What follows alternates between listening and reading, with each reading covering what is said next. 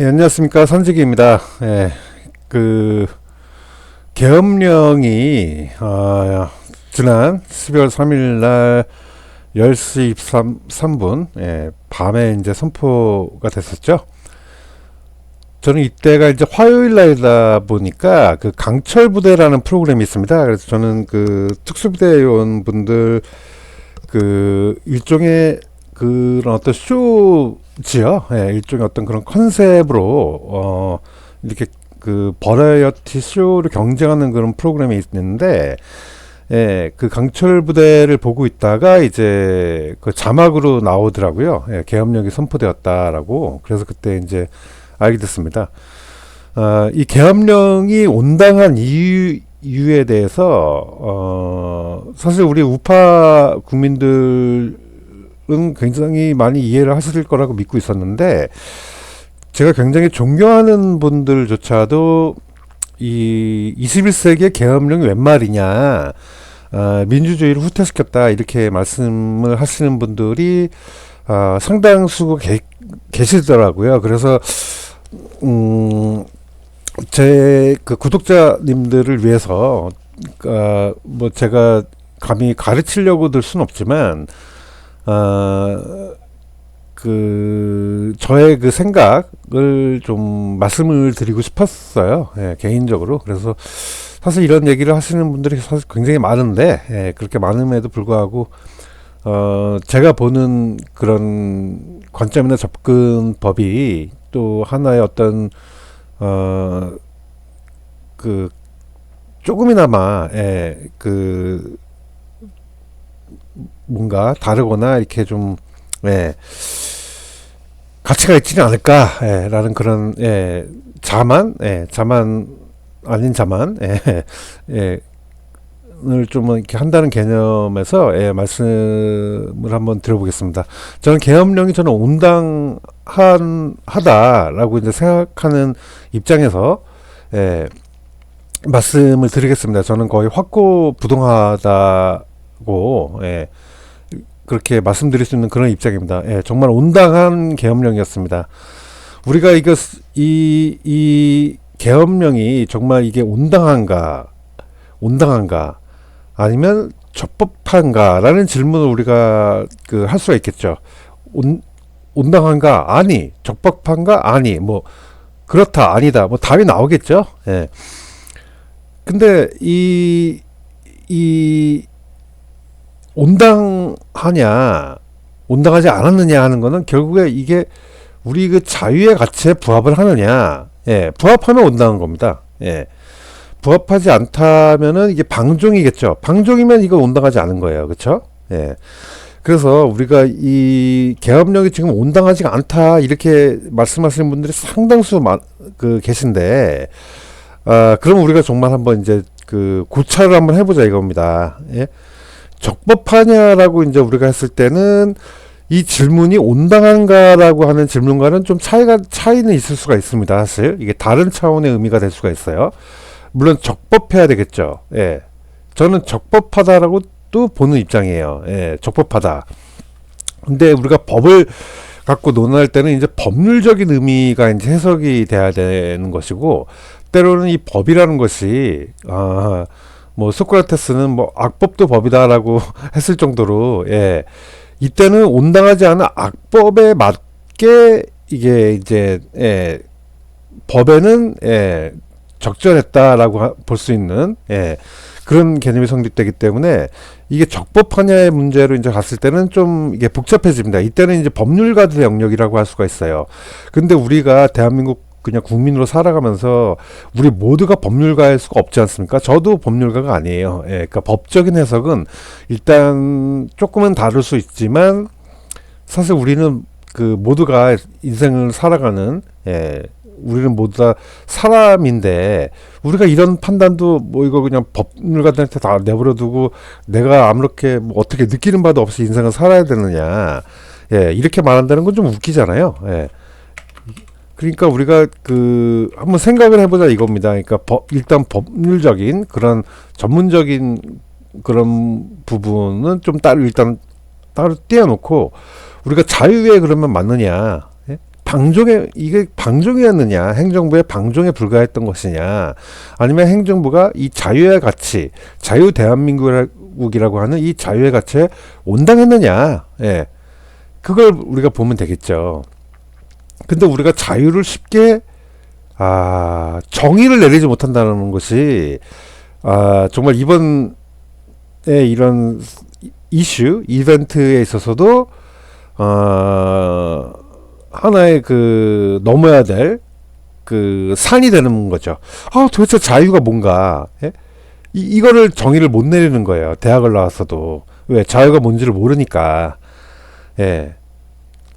그래서 우리가 이 계엄이 온당한 이유에 대해서 제가 이걸 좀 나눠서 말씀을 한번 드려보겠습니다. 그러려면 기본적으로 뭐든지 철학적, 사상적 어떤 이 근원, 기반을 우리가 먼저 좀 따져봐야 됩니다. 예. 그리고 이런 철학이라고 하는 걸 바탕으로 해서 우리의 그 자연적인 어떤 관습과 행태에 따라서 이런 자연법이라는 게 존재하죠. 예, 전통의 영역입니다. 결국에 우리가 왜 이렇게 생각하느냐, 그것이 자연법에 이제 녹아 내려져 있는 거죠. 그 다음에 그것이 헌법으로 내려지고 법률 시행령 시행 규칙으로 가는 과정에서 법률적 그 기술이 이제 필요한 거죠. 예. 그런 전문 기술 영역이라고 이제 볼 수 있는 것들이 계속 이제 나눠지는 건데, 우리가 실제로 어떻게 느끼느냐, 어떻게 사고하느냐, 예, 이것은 일단 우리의 본능의 단계에 있는 거라고 할 수 있습니다. 예, 이게 교육에 의해서도 어느 정도 학습이 되지만 태어나면서부터 우리가 갖고 있는 이런 본능에 의해서, 예, 규정되어지는 것들이라고 이제 할 수가 있겠죠. 이 자연 법에 있는 영역이라고 할 수 있는 것들은요. 그러면 이렇게 어쨌거나 법률적 단계에서 이렇게 시행 규칙까지 마련이 되면 이제 제도가 안착이 되게 되는데, 예, 그럼 군경합동참모본부, 이제 계엄사, 예, 이런 조직들이 이제 제도적 단계에서 조직적으로 이제 꾸려지겠죠. 예, 그리고 이론과 실제 영역을 보면 이제 계엄이 선포가 됐을 때 각 정당의 모습이라든가 이제 민심의 동향, 그리고 외국의 반응, 국제정치 상황들을 그냥 조금씩 이렇게 두서없이 살펴보는 걸로 할게요. 그러니까 너무 한쪽 모습만 이제 보기 때문에 저는 온당하다라고 볼 수 있는 그런 지표들을 말씀 들어보면서 이 정치 역사에서의 이 사례, 특히 이제 부산 정치파동, 제가 임보일 교수님의 이승만 건국사를 소개해 드렸던 적이 있는데, 이런 사례에서의 어떤 이런 인간 행태, 이런 모습들을 보면서 정말 이 대한민국 정치 역사가 인간의 정말 이 한편으로 더러운 권력욕과 정말 누군가는 힘들게 이 자유의 가치를 지키기 위해서 정말 얼마나 노력했는지, 이런 것들을 우리가 살펴볼 수 있다는 거죠. 그러면 우리도 판단을 내릴 수 있다는 겁니다. 자, 철학적 사상적 단계에서 우리가 빼놓을 수 없는 갑신정변, 그러니까 구한말 갑신정변 같은 경우 실패를 했죠. 실패했기 때문에 이제 정변으로 평가를 받습니다. 그런데 이 김옥균 선생을 시작으로 독립협회에 계셨던 이승만 대통령이라든가 박영호, 소광범, 뭐 이런 정말 훌륭하신 분들, 이렇게 훌륭하신 분들의 이 노력으로 인해서 우리가 빨리 이제 개화사상이라는 걸로 갈 수 있는 이런 철학의 근원이 정말 우리에게 정말 중요하죠. 사람들은 독립협회 회장을 맡았던 윤치호 선생 같은 경우를 이제 그냥 친일파다 이렇게 이제 막 몰아버리는데, 정말 그렇겠느냐라고 하는 부분들을 제가 남궁옥 선생님을 보면서 남궁옥 선생님, 남궁옥 선생님을 보면 이 삶을 보면 이 남궁옥 선생님께서 독립협회에 이제 총무를 맡으셨던 사무총장이라고 그래야 될까요? 협회에 정말 그 당시에 엘리트였어요. 남궁옥 선생님도.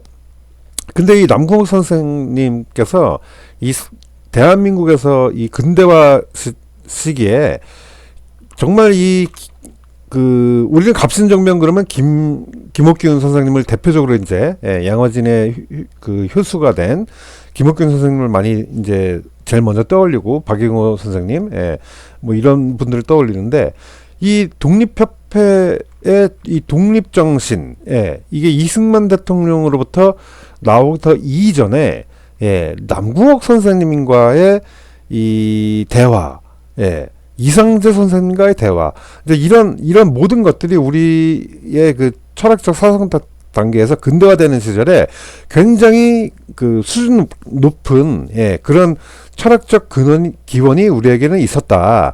예, 이런 거에 대해서 우리가 좀 자신감을 가질 필요가 있어요. 남궁옥 선생님 같은 경우는요, 예, 지금 대한민국의 그 나라꽃이다 그러면 무궁화 무궁화 우리나라 꽃 하면서 우리는 무궁화를 우리나라 꽃이라고 하지 않습니까?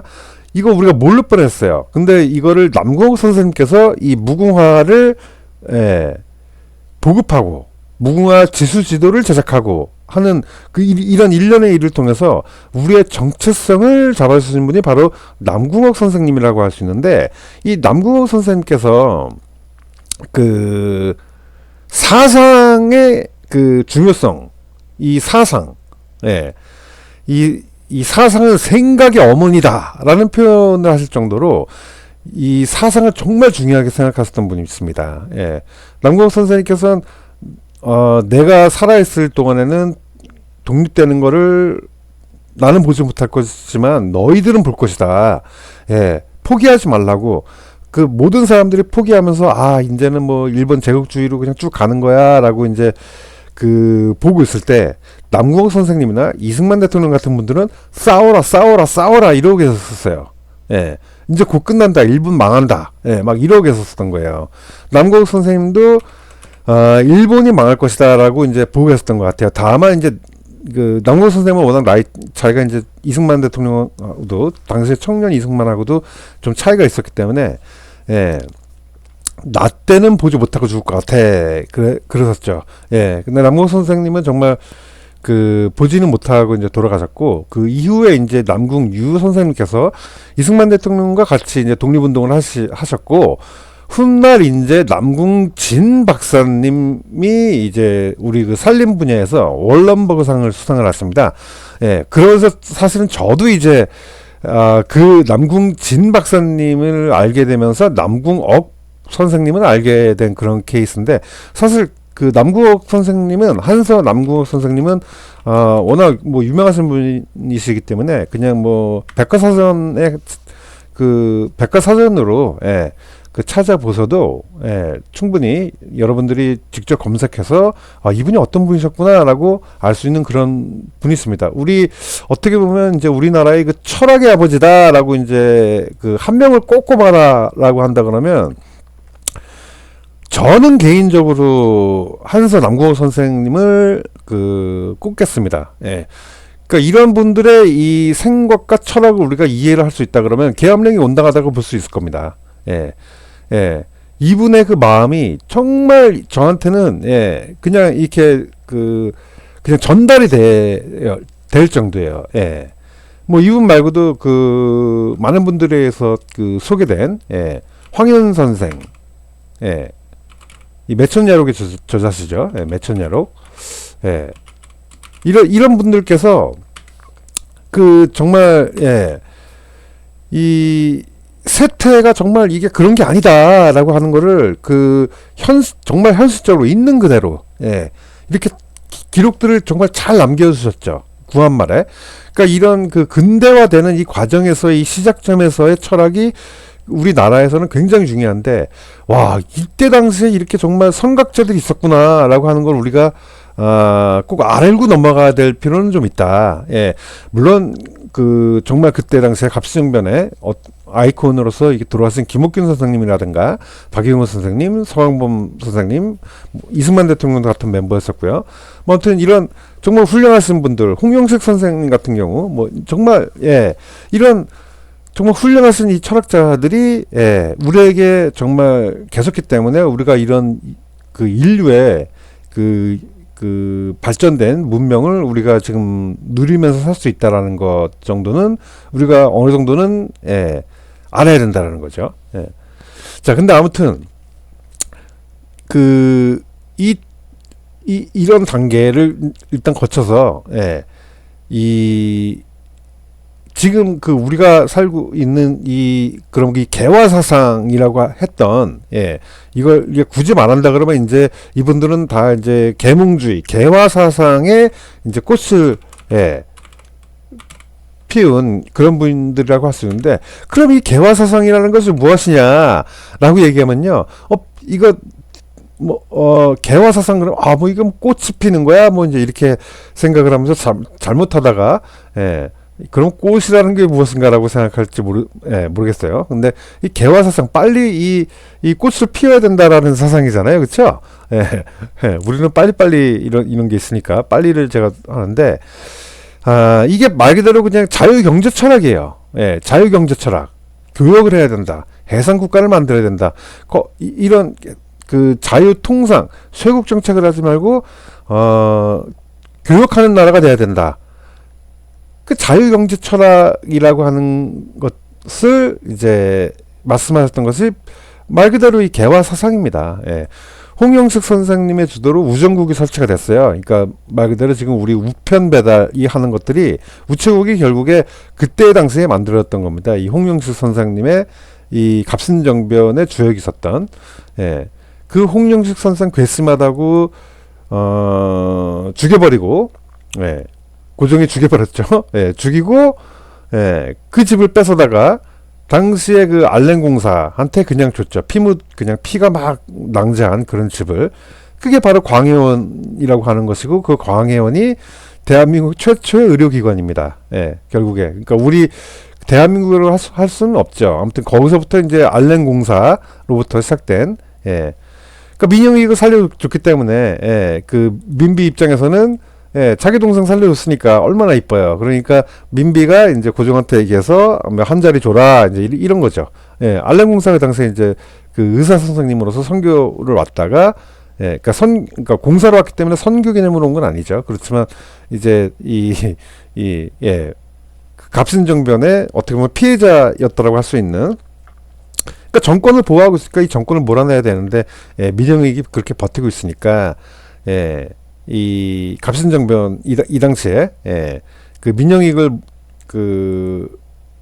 처단하려고 했었죠. 예, 처단하려고 하다가 이제 실패를 한 거죠. 예. 그래서 이제 많은 분들이 갑신정변을 아쉬워합니다. 예. 저는 그래도 우리나라의 그 많은 그 선생님들께서 이 갑신정변을 삼일천하라고 이제 표현을 해줄 수 있는 정도의 어떤 그래도 그런 균형 감각이 있는 분들이 있었다라는 점에 대해서는 저는 정말 감사한 그런 그 표현을, 예, 감사한 말씀을 드려요. 예, 이것을 긍정적으로 보기 때문에, 갑신정변을 긍정적으로 보기 때문에, 예, 삼일천하라고 하는 표현을 할 수 있다라는 거죠. 만약에 갑신정변을 정말 나쁘게 본다 그러면, 이거 반역 도당의 무리들이, 예? 뭐 내란을 일으켰어. 뭐 이렇게 표현할 수 있는데, 예? 이것을 삼일천하, 정말 아쉽다. 3일 만에 이 천하가 끝났다. 그런 아쉬움의 표현이거든요. 예. 그래서 이 갑신정변을 좋게 보시는 그런 분들의 철학이 우리에겐 정말 중요하다라고 일단 할 수 있을 것 같습니다. 자, 우리가 이 철학이 정말 이게 왜 중요한가를 다시 한번 좀 본다 그러면, 이 법령 체계 정말 이거 얼마나 복잡합니까? 예? 정말 복잡해요. 예? 헌법 밑에 법률이 있고, 뭐 이번에 대통령의 일종의 긴급 명령이라고 볼 수 있는, 예, 이것도 법에 있습니다. 법률의 단계에 있습니다. 예, 개헌법으로, 예, 국제조약 이런 것들을 이제 그 같은 그런 법률의 단계, 제 2단계에 있는, 예, 법령 체계도에 이렇게 두 번째에 들어간다고 해요. 그 다음에 아무튼 대통령령, 이게 이제 시행령이죠. 시행령, 시행규칙, 뭐 이제 이런 식으로 계속 이제 내려가는 거예요. 예. 근데 아무튼, 이런 어떤 복잡한 이런 헌법, 이런으로 시작된 이런 체계 위에, 지금 이 체계도를 보시면 맨 위에 상위에 아무것도 없죠. 예. 이게 바로 우리의 철학입니다. 맨 위에는 철학. 예. 우리의 철학이 있어야 돼요. 근데 우리가 철학이 없지 않습니까? 예, 우리가 자유가 뭔지 몰라요. 자유경제 철학. 엄청난 철학인데, 그냥 경제학에서 가르치다 말아요. 그러니까 자유경제 철학이라는 어마어마한 이 카테고리를 그냥 경제학에서 좀 가르치다 말아요. 예. 사실은 이 모든 게 경제인데, 결국에. 우리 인간의 이 본능 모든 게 사실 알고 보면, 예? 알고 보면 다 이게 잘 먹고 잘 살고 싶은 거예요. 우리 인간의 본능은. 예. 근데 그 영역에 대해서 얘기하고 있는 것이 경제학이에요. 그 경제학이 어떤 경제학을 추구하고 있느냐에 따라서, 이 국가의 철학, 국가의 이 사상이 아예 바뀌는 겁니다. 예. 그러니까 공산주의는 자유경제 철학이 아니에요. 예. 그러니까 그 나라는 공산주의 국가인 겁니다. 우리는 자유경제 철학을 신봉하는 나라가 되는 거예요. 아담 스미스의 철학대로 우리는 자유주의 경제 철학을 신뢰하고 우리는 자유경제 철학을 채택하고 있는 나라인 거예요. 그래서 자유 대한민국이라고 하는 겁니다. 그러면 우리가 아담 스미스가 어떠한 이야기를 하려고 한 사람인가? 우리가 이거를 알아야겠죠. 근데 우리는 정작 아담 스미스가 무슨 말을 했는지를 몰라요. 그러니 우리가 아담 스미스가 무슨 말을 했는지 모르니 우리가 자유가 무엇인 거를 어떻게 알 겁니까? 예? 그냥 내 딴에 생각한 걸로 뭐 내가 다 뭐 대단한 뭐 철학자야 내가? 예? 아니잖아요. 예? 이 아담 스미스조차도 뭐 요 근래는 이제 애덤 스미스라고 많이 이제 한글로 이제 표현을 하는데 저는 잘 모르겠습니다. 어떤 게 그 표기법에 맞는 건지. 요 근래는 어쨌거나 애덤 스미스라고 많이 얘기를 해요. 그러니까 제가 학교 다닐 때만 해도 아담 스미스라고 표기하고 아담 스미스라고 읽었습니다. 예. 근데 아무튼 어쨌거나 이 아담 스미스의 이 철학을 우리가 정리할 만한 능력이 있는 사람들이 아니란 말이에요. 예. 우리가 뭐 이렇게 위대한 그런 철학자가 아니잖아요. 아담 스미스조차도요, 엄청나게 그 고뇌와 고민 속에 살다가 맨날 뭐라 그래야 될까요? 어떤 도덕적 해이에 내가 빠지는 것은 아닌가. 이게 내가 좀 부족한 글을 쓴 것이 아닌가, 내가 이 완벽하지 못한 글을 쓴 것이 아닌가 라고 하면서 맨날 자신의 국부론을 졸절하고 계속 정말 부끄러워하던 분이 바로 애덤 스미스였어요.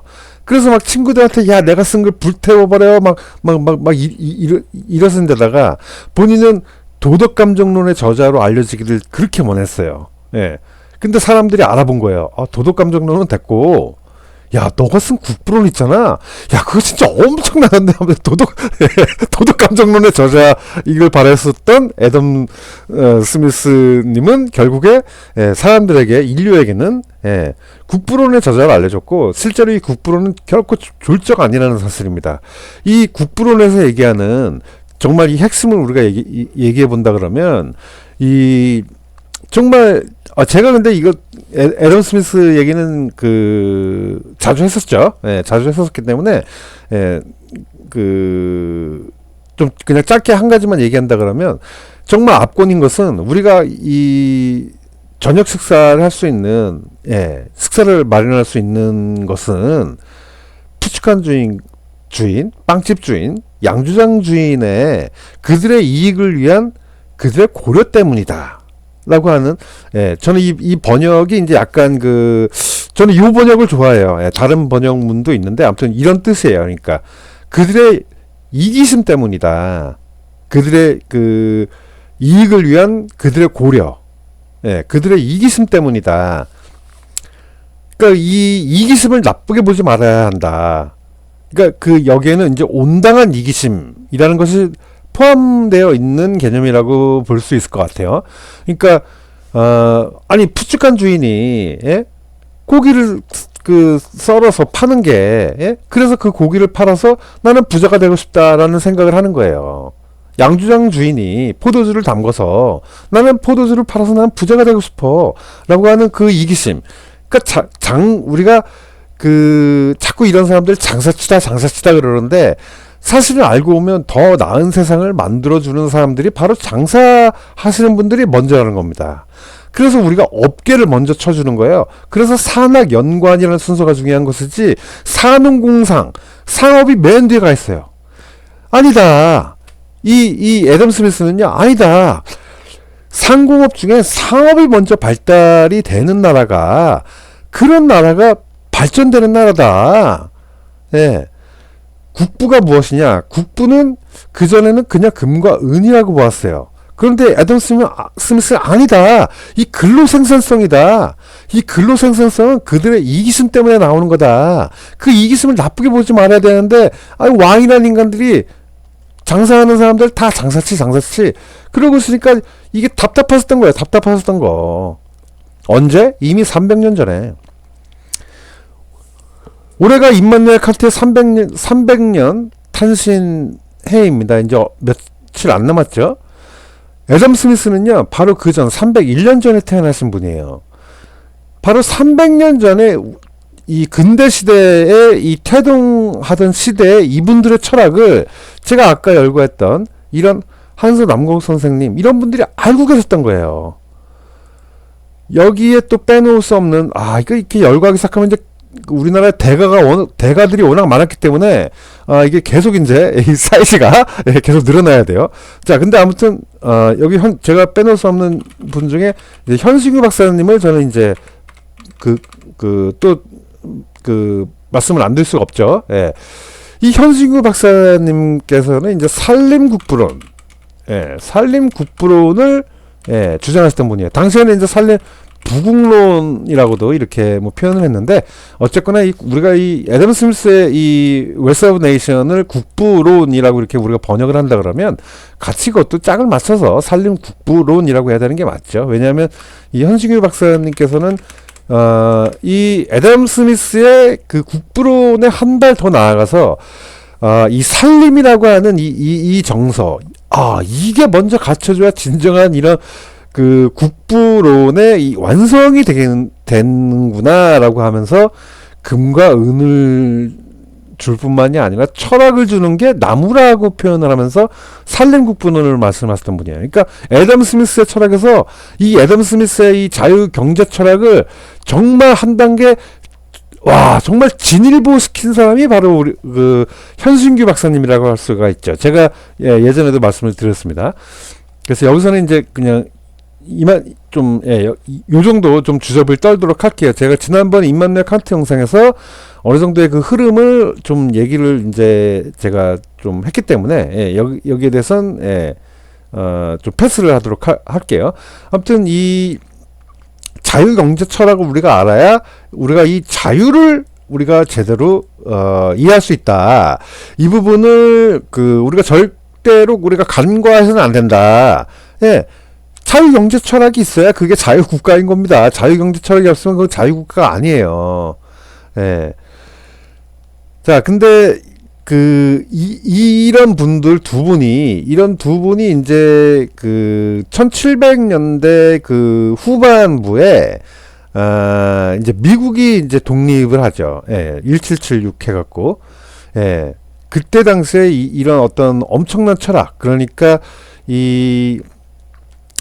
사실 이제 요 두 분은 현대에 이제 이런 철학을, 자유경제 철학을 다시 우리에게 알려준 분이에요. 이 애덤 스미스의 철학이 사장될 뻔했던 거를 미제스 박사님께서 다시 우리에게 찾아서 알려주신 분이 정말 엄청난 이 학자신 루트비 폰 미제스 박사님이시죠. 두 분 다 오스트리아 헝가리 제국에서 태어났었다가 조국이 이제 사라지는 그 과거의 그 유럽에서 패권 국가의 마지막 그 부흥이 이제 사라지고, 그러니까 지금 메이크 아메리카 그레이트 어게인 하는 이 트럼프 대통령의 마음이 이 두 분들과는 공명이 돼 있을 거예요. 그러니까 잘못하면 미국이 이거 까딱하다가는 우리의 그 패권 부흥이 이거 이상해지겠는데, 그러니까 자꾸 그레이트하게 만들자, 메이크 아메리카 그레이트 어게인 해갖고 마가 운동이라고 해갖고 이렇게 막 하시는데, 이분들은 그 당시에 오스트리아에서 마가 운동을 이분들이 얼마나 많이 했겠습니까? 근데 안 들어요. 사람들이 들어 처먹지를 않아요. 무스카 갖고. 그러니까 이분들이 어쩔 수 없이 나치 독일로 넘어가느니 미국에 가서 내가 하고 싶은 얘기들을, 정말 내가 해야 될 얘기들을 전하겠다라고 하면서 이제 미국으로 건너갔은 분들이죠. 2차 세계대전 때 이제 그때 나치 독일 피해서 이제 다 미국으로 건너갔은 위대한 학자들이시죠. 거기서 오스트리아파를 이제 만드신 거예요. 이제 하이아크 박사님 같은 경우는 노예의 길로 이제 우리에게 많이 알려져 있었는데 이 오스트리아 학파의 선두주자 미세스 박사님의 제자이시기도 하면서 더 선진적으로 이제 이 선제적으로 더 치고 나가셨던 그런 분이 이제 하이에크 박사님이신데, 아무튼 이런 엄청난 대가들이 우리나라에 없었느냐? 있었습니다. 저는 이제 그거를 말씀드리고 싶은 거예요. 사실 이 두 분보다 먼저 사신 분들이 아니기 때문에, 사실 여기에 이제 여기에 이 사진을 우리가 좀 빌려 와야 돼요. 사실은 여기다가 제가 여기다 넣었어야 되는데, 제가 사실 이 현대 이 두 분을 좀 더 비중 있게 좀 소개를 하고 싶어서 지난번에도 그냥 여기다만 했는데 죄송합니다. 제가 여기다가도 가급적이면 이렇게 이제 앞으로는 그냥 이렇게 넣어서 왜냐하면 근데 이게 자리가 좀 좁네. 이거 큰일 났네. 그쵸? 이런 흐름이 이렇게 이제 연결된 거거든요. 이것도, 이 존 스튜어트 밀을 또 이분을 우리가 이렇게 폄훼하면 안 되지. 그쵸? 자유론을 펼치신 분인데. 근데 이렇게 하면 또 이분들이 너무 작게 나타나잖아요. 죄송합니다. 이게 방송 준비도 제대로 안 하고서, 제대로 안 하고선 이제 와갖고 뭐 얘기하면서 막 이거를 막 이렇게 편집을 하고 있으니까 너무 그런데, 지금 말 나왔을 때 해야지. 또 안 하면은 나중에 또 까먹어요. 제가 그 정도로 머리가 안 좋아요. 맞다, 이거 사진 여기다 넣기로 했지 하고서 또 까먹습니다. 제가 그래요. 제가 하는 게 그렇죠 뭐. 그래서 좀 죄송합니다만 제가 요렇게 좀 이렇게 좀 편집을 좀 이렇게 좀 하고 확실하게 저장도 좀 하고 넘어가겠습니다. 죄송합니다. 자, 아무튼 여기서 분명히 우리가 알아야 될 부분은 이 어마어마한 이런 철학들이, 미국이라는 나라가 만약에 이렇게 독립을 하지 못했다라고 했을 때 우리가 정말 이 어마어마한 이런 자유경제처를 우리가 누릴 수가 있었겠느냐? 절대 아니라는 거죠.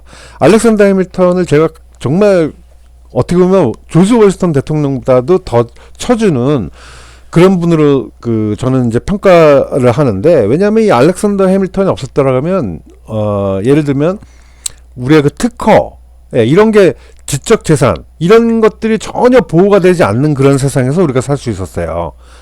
근데 알렉산더 해밀턴의 이 초대 이 재무장관, 이분은 정말 미국의 애국자 중에 애국자예요. 조지 워싱턴 대통령하고 정말 5년 동안 독립전쟁의 현장에서 정말 전쟁에 정말 이 동고동락하면서 하신 정말 이 애국자 중에 애국자 분들이에요.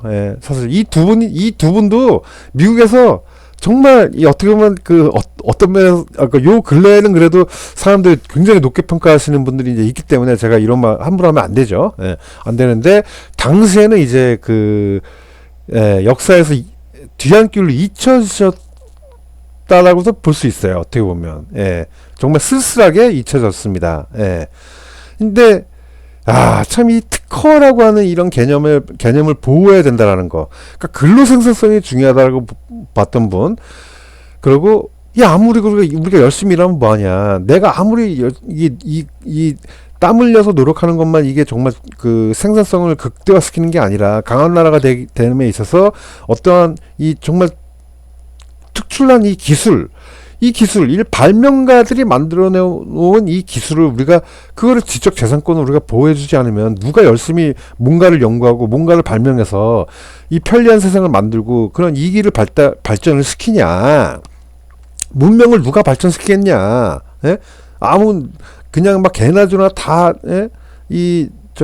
카피를 해갖고 다 뺏겨 쓰는데, 이러면 안 되지. 이거 지적 재산권이라고 하는 이 권리를 우리가 보호를 해줘야지라고 하는 그 특허의 개념을 도입하신 분도 알렉산더 해밀턴일 뿐더러, 뭐 이분 얘기한다 그러면 정말 끝도 없어요. 끝도 없어. 그러니까 더 이상 뭐 우리의 무식함이 얼마나 무지했는지를, 자꾸 드러낼 뿐이에요. 그러니까 저도 이제 이 알렉산더 해밀턴을 정말 적극적으로 막 연구한 그런 사람이 아닙니다. 저는.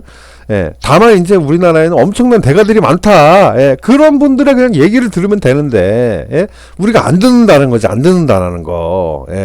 아주 정말 미치고 환장하겠는 거죠. 이런 분들은 모르는데 우리가 자유에 대해서 논하고 있다는 게 말이나 되는 얘기입니까?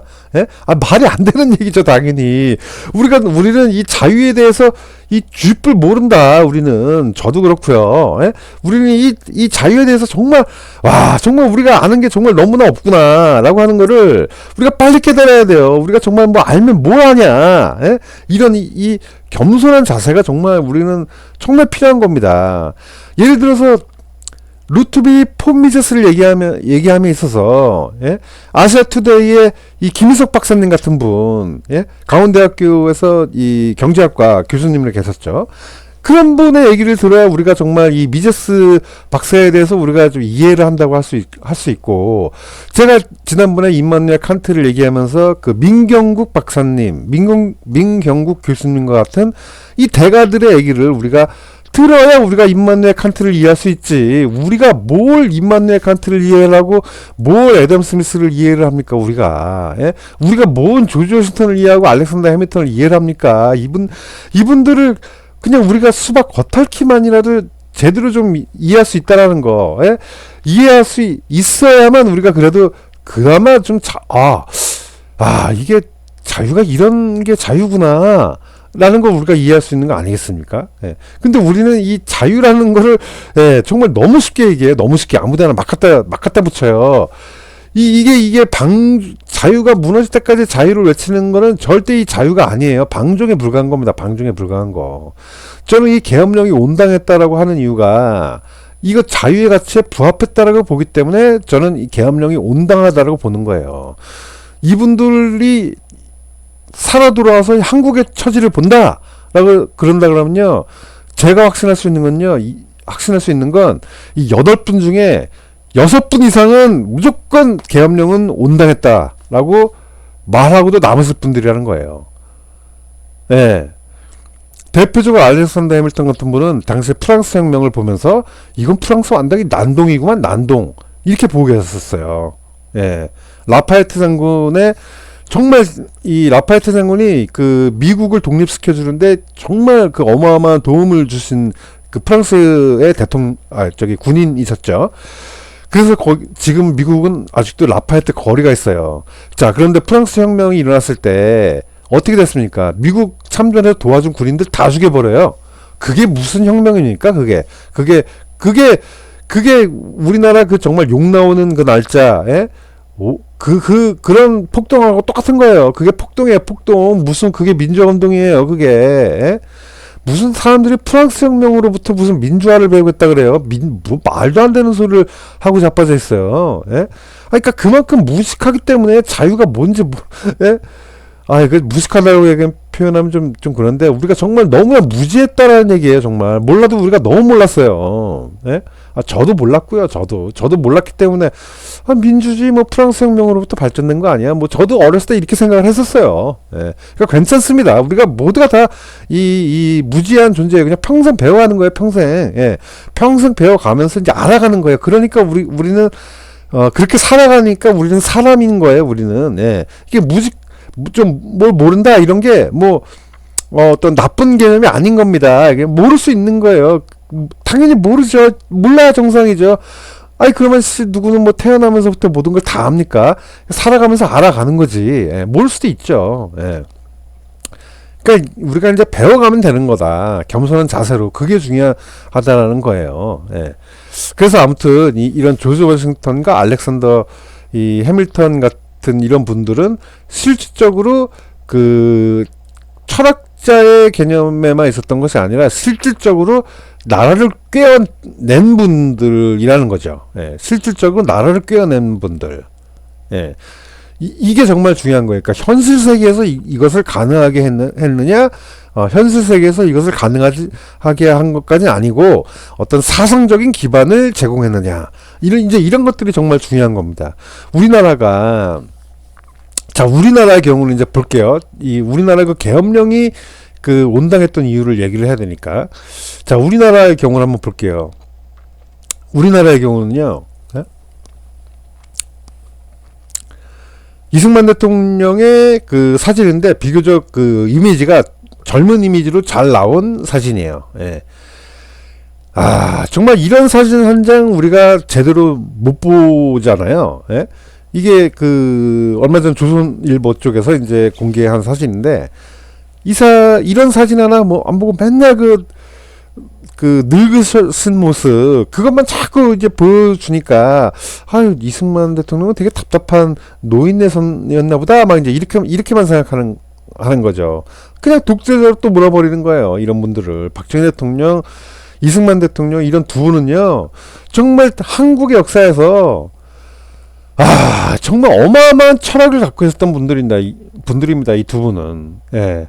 우리가 감히 상상할 수 없는 수준의 이 철학적 반열에 올라가 있었던 분들이 바로 이승만 대통령이고 바로 박정희 대통령이라는 걸 우리만 몰라요, 우리만. 한국에서 살고 있는 한국 사람들만.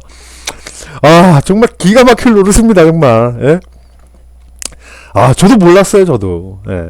그래서 제가 반성하고 정말 제가 지금 이렇게 막 입에 침이 막 마를 정도로 막 얘기를 하고 있는 거예요. 그래서 물 한 잔만 먹고 가겠습니다.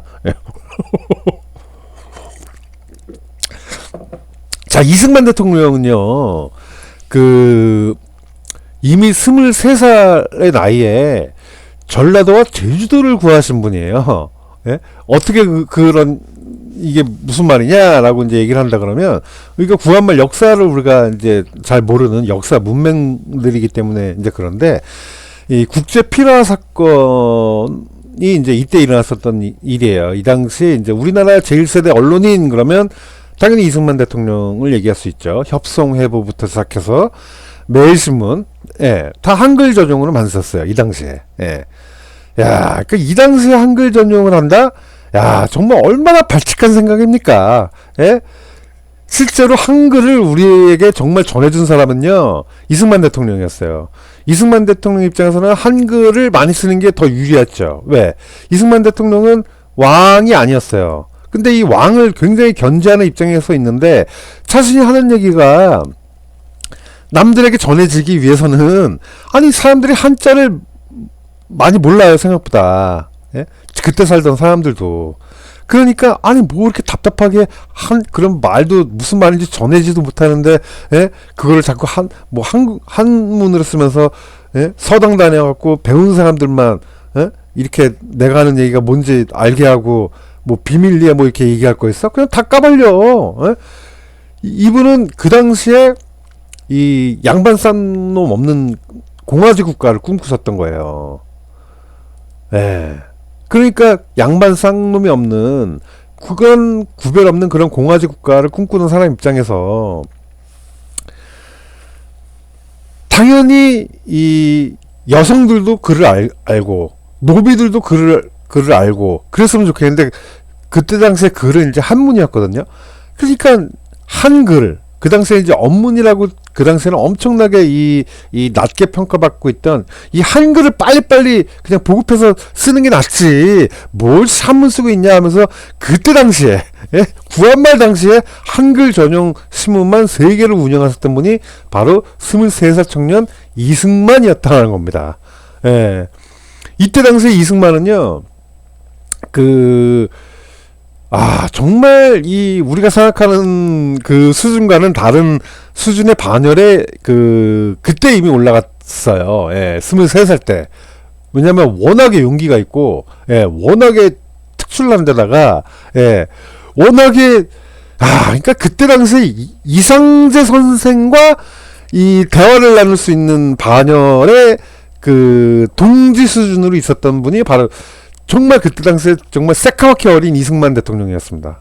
이때 청년 이승만은요, 정말 그러니까 23살에 이미 전라도 제주도를 구해요. 이 국제 필화 사건이 뭐냐 하면, 고종이 이제 프랑스랑 러시아랑 막 이렇게 싸바싸바 막 얘기하다가 그 전라도하고 제주도를 그냥 팔아 넘기려고 그랬어요. 예, 팔아 넘기려고 했는데 이것을 이제 자기가 운영하던 매일신문, 협성일보 막 이런 데다가 해서 외국인들 선교사들한테 막 알리기 시작하고 그러면서 외국에 이런 일들을 쭉 이제 알려버리면서 이제 딱 이렇다 이렇게 해버리니까 고종 입장이 굉장히 난처해진 거예요.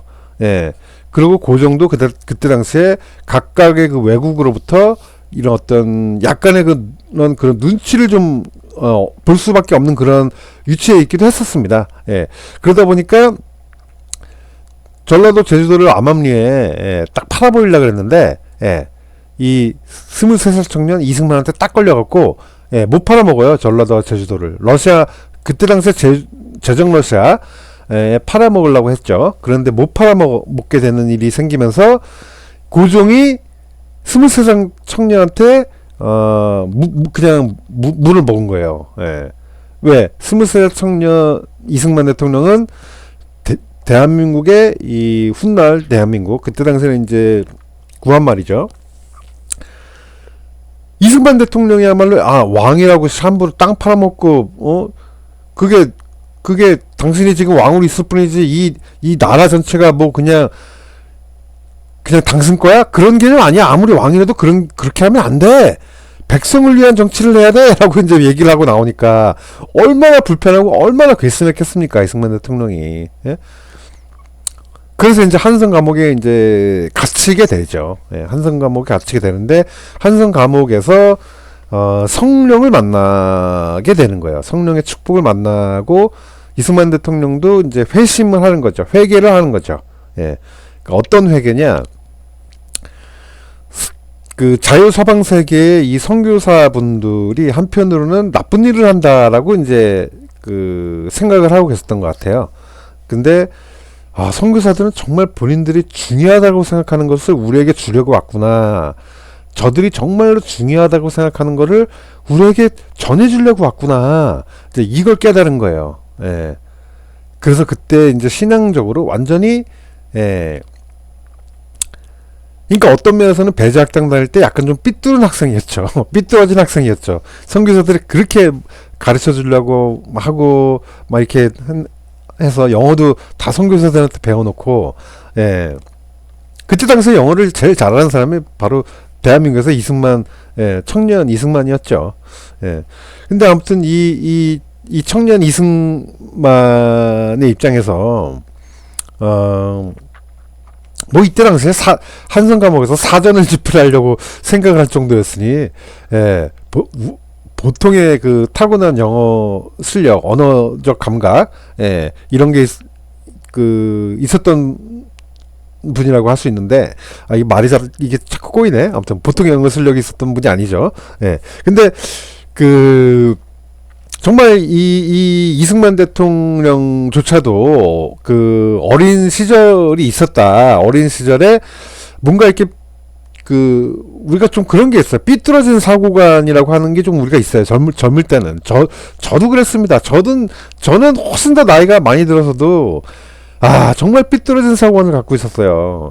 정말 이 나이보다 더 많이 들어서도 저는 거의 30살 정도 되면서 넘어서 이제 내가 세상을 잘못 보고 있구나 라고 하는 거를 그때 당시에 아무튼 그 정도 나이 때 이제 어느 정도 좀 확신을 갖고 이제 좀 이렇게 바뀌었는데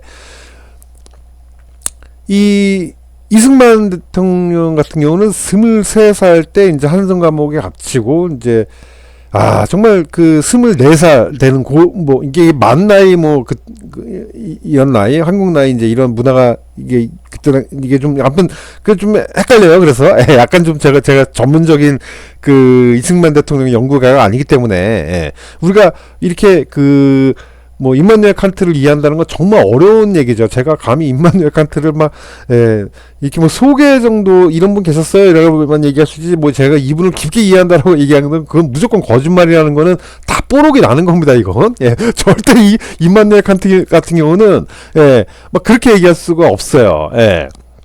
이승만 대통령은 안 그럴까요? 자, 우리가 임마누엘 칸트를 얘기할 때 대한민국에서 정말 우리가 임마누엘 칸트를 누가 가장 깊게 이해하고 있을까라고 우리가 얘기했을 때, 저는 민경국 교수님을 정말 아까 말씀드렸듯이, 정말 이분이 정말 깊게 이해하고 있구나라고 하는 거를 저는 확신해서 말씀드릴 수 있어요. 자, 이승만 대통령은 그럼 누가 우리나라에서 가장 정말 깊이 있게 이해하고 있을까요? 정말, 예.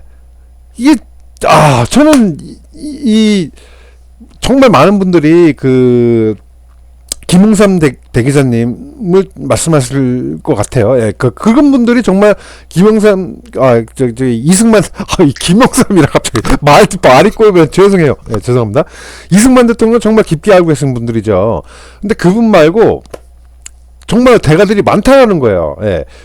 그러니까 김웅삼 대기자님 같은 거는 정말 최전방에서 굉장히 열심히 활동을 하고 계시기 때문에 그래도 많은 분들이 알고 계세요. 와, 김웅삼 기자님은 그냥 기자님이라 그러면 안 돼. 이분은 대기자님이라 그래야 돼. 라고 할 정도로 많이 공부하신 분들이, 야, 저분은 정말 연구가보다 더 깊이가 있구나. 웬만한 대학 교수들보다 더 깊이 연구하고 막 하는구나. 그래서 우리가 대기자라는 칭호를 우리가 그분한테 쓰고 있잖아요. 근데 이 김용삼 대기자 말고도 제가 지난번에 얘기했던 임복일 교수님 같은 경우는 정말 이 뉴데일리의 이 회장님으로서 이승만 이제 기념 사업회 연구재단 거기서 이제 새롭게 기념관을 이제 설립하려고 하는 거기에 이제 초대 회장 이제 맡고 이제 계신다 그러더라고요. 근데 이 뉴델리의 이 회장님으로서 이승만 건국사를 작정하고 이제 재작년부터 이제 연재를 하셨는데, 와, 정말 압권이에요. 정말 압권. 야, 이건 정말, 와, 이거를 그냥 기사거리로 이렇게 풀어서 그냥 펼쳐서 내보내신다? 와, 저는요, 정말, 이런 분 정말 흔치 않다. 예? 정말 대가들이요. 정말 넘쳐나요. 예? 야, 그러니까 이 민근국 교수님을부터, 예? 우리가 임마누엘 칸트 우리가 독일어를 할 수 있습니까? 뭘 할 수 있습니까? 이 미학과를 나와도 임마누엘 칸트가 얘기한 미학 부분, 그러니까 비판 영역에서 이 미학의 영역에 있는 순수 비판, 이성 비판, 머리 복잡하죠. 거기서도 일부를 좀 알 수 있을 뿐이에요. 임마누엘 칸트 같은 경우는 워낙에 이 철학의 이 지평을 넓게 펼친 분에다가 이 아담 스미스가 항상 고민했던, 나는 도덕적으로 나는 완성도가 떨어지는 거 아니야? 막 하면서 스트레스 엄청 받고 있었는데, 임마누엘 칸트가, 아니야. 너의 국부론은 완벽해. 라고 하면서, 이 도덕 감정론이, 이론적으로 조금, 이제 실제로 이제 딸리는 모습이 이제 있다라고 했던 그런 부분을, 임마누엘 칸트가, 아니야. 국부론이야말로 정말 도덕적으로, 완전한 거야. 라고 이제, 왜 그런지를 사유의 깊이를 또 다른 차원에서 제공하신 분이 바로 임마누엘 칸트예요. 그러면 임마누엘 칸트가 자유철학자죠. 임마누엘 칸트가 어떻게, 왜 사회주의자들에 의해서 정의가 돼야 되느냐. 예. 그렇지 않다라고 말씀하시는 분이 바로 민경국 교수님이시죠. 민경국 교수님께서 잘 아시다시피 이제 자유경제 철학자다 보니까 우리 자유경제원에서 얘기하고 소개하는, 적극적으로 소개하는 아일랜드라는 분은 알고 보면 좌파 역사가의 어떤 이런 입장이었고, 좌파 학자고 여성 학자인데, 물론 훌륭한 학자로서 우파내에서도 이제 많은 그런 어떤 평가를 받는, 여전히 그런 평가를 받는 분이지만, 이분이 임마누엘 칸트를 호도한 것이 굉장히 그런 영향을 받아서 우리가 잘 모른다. 임마누엘 칸트가 정말 이 위대한 그런 어떤 자유사상에서의 기반을 제공하는데도 노력한 그러니까 전체 어떤 철학다운 것들의 지평을 쫙 열어준 그런 불면의 철학자인데, 이것이 잘못 오도되고 호도되어져서 잘못 이해되고 있다라고 얘기할 정도죠. 그렇듯이 이런 대가들은 분명히 어떤 한 가지 꼭 알아야 되는 사실들을 그 인물에 대해서 평가할 수가 이제 있어야 된다는 거죠. 우리가 이승만 대통령을 알고 있는 이 부분은요, 정말 빙산의 일각 수박 겉핥기 정도밖에 이제 안 되는데, 이거를 정말 제가 나이 50평생 먹고 이승만 대통령을 안다라고 생각했지만, 이승만 대통령에 대해서 내가 정말 이렇게 모르는구나 라고 하는 거를 임보일 교수님의 이승만 건국사를 보면서 제가 정말 뼈저리게 느꼈습니다. 뼈저리게. 이승만 대통령은 이 한성 감옥에서 성령의 은총을 받으신 분이에요. 그러고서 하느님의 나라 만들겠다. 우리 주 기도문에 있는 대로 하느님의 나라를 만들어야 되겠다라는 개념으로 독립운동을 하셨습니다. 한평생. 우리가 이런 분을 우리가 그냥 독재자라 그런 거야. 독재자. 네, 독재자. 다들 미쳐서도 정신이 그냥 아주 그냥 바짝 미쳐버린 거죠. 네. 미신의 나라를 기독교 국가로 만들어줬죠. 한번 우리가 따져보자라는 거예요. 네. 지나고 나서 한번 생각해보자는 거예요. 미신이 횡행하던 나라가 바로 구한말 식민지 조선이었습니다. 아무리 미화하려고 해도 미화할 수 있는 게 있고 그냥 사실적인 게 있는 건데 우리가 있는 그냥 그 사실대로 얘기를 해보자고요. 예? 우리가 참 말도 안 되는 그 최초의 외국인이라고 하는 그 누구예요? 하멜 표르기, 네덜란드 사람 하멜 표르기. 거기 보면 그 하멜이 뭐라 그럽니까? 예? 그때 당시에 조선을 완전히 이거 완전히 미신에 쩔어붙은 나라. 부분에 이제 쩔어붙었다라는 그 표현은 이제 제가 요즘 근래 말을 그렇게 하니까 그렇게 이제 번역할 수 있지만 아무튼 미신의 그분이 한 표현이 미신에 빠져 있는 나라 이거 뭐라 그랬더라? 그러니까 그때 번역이 약간 좀 이렇게 좀 차이가 있는데 아무튼 미신에 너무 깊게 이렇게 물들어 있는 그런 나라다. 당시에 그 조선은 그렇게 얘기를 이제 했어요. 그러니까 이 미신의 나라가 순식간에 이 기독교의 나라 국가로 이제 바뀌는 데 있어서 이승만 대통령이 한평생 독립운동을 하면서 그 노력한 것들이 굉장히 큰 영향을 미친 겁니다. 이게 이걸 우리가 무시할 수가 없어요. 이 바오로는요 국가를 만들지 못했어요. 아담 스미스조차도요 이 국가를 만들지 못했어요. 임마누엘 칸트도 역시도 국가를 못 만들었습니다. 근데 이 국가를 만들었어요. 조지 워싱턴 대통령과 이 이승만 대통령은 독립을 한 분들이야. 건국을 한 분들이야. 건국을. 이 얼마나 더 위대한 이런 분들입니까? 근데 이런 분들이 독재자래.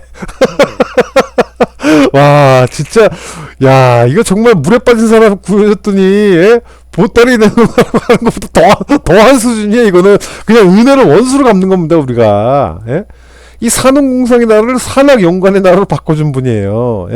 우리가 그 헌법을 얘기하면서도요, 대한민국이 건국됨과 동시에 자유주의 경제 철학의 나라, 자유대한민국으로 건국된 줄 아는데 아닙니다. 이게 알고 보면 사회주의 대한민국으로 건국됐다라고 하는 거예요. 왜? 초대 헌법에 이 사회주의적 헌법이 너무 많았으니까. 이게 참, 대한민국하고 이 미국은요, 정말 가끔씩 보면 정말 쌍둥이 나라 같아, 쌍둥이 나라. 미국의 역사 그대로 답습해요. 자, 알렉산더 해밀턴은 그 영국의 그 권리장전을 채택을 해서 미국의 헌법으로 채택이 되느냐 마느냐를 두면서 잠깐만, 근데 그렇게 어설프게 권리장전을 채택을 했다가 인간의 권리가 정말 보장이 돼야 되는데 그렇게 채택을 해버리게 되면 보이지 않는 인간의 권리가 무시가 될 수가 있다. 권리장전을 채택을 하지 말자라는 입장이었어요. 알렉산더 해밀턴은 정말 깊이가 깊으셨던 그런 분이라고 할 수 있죠.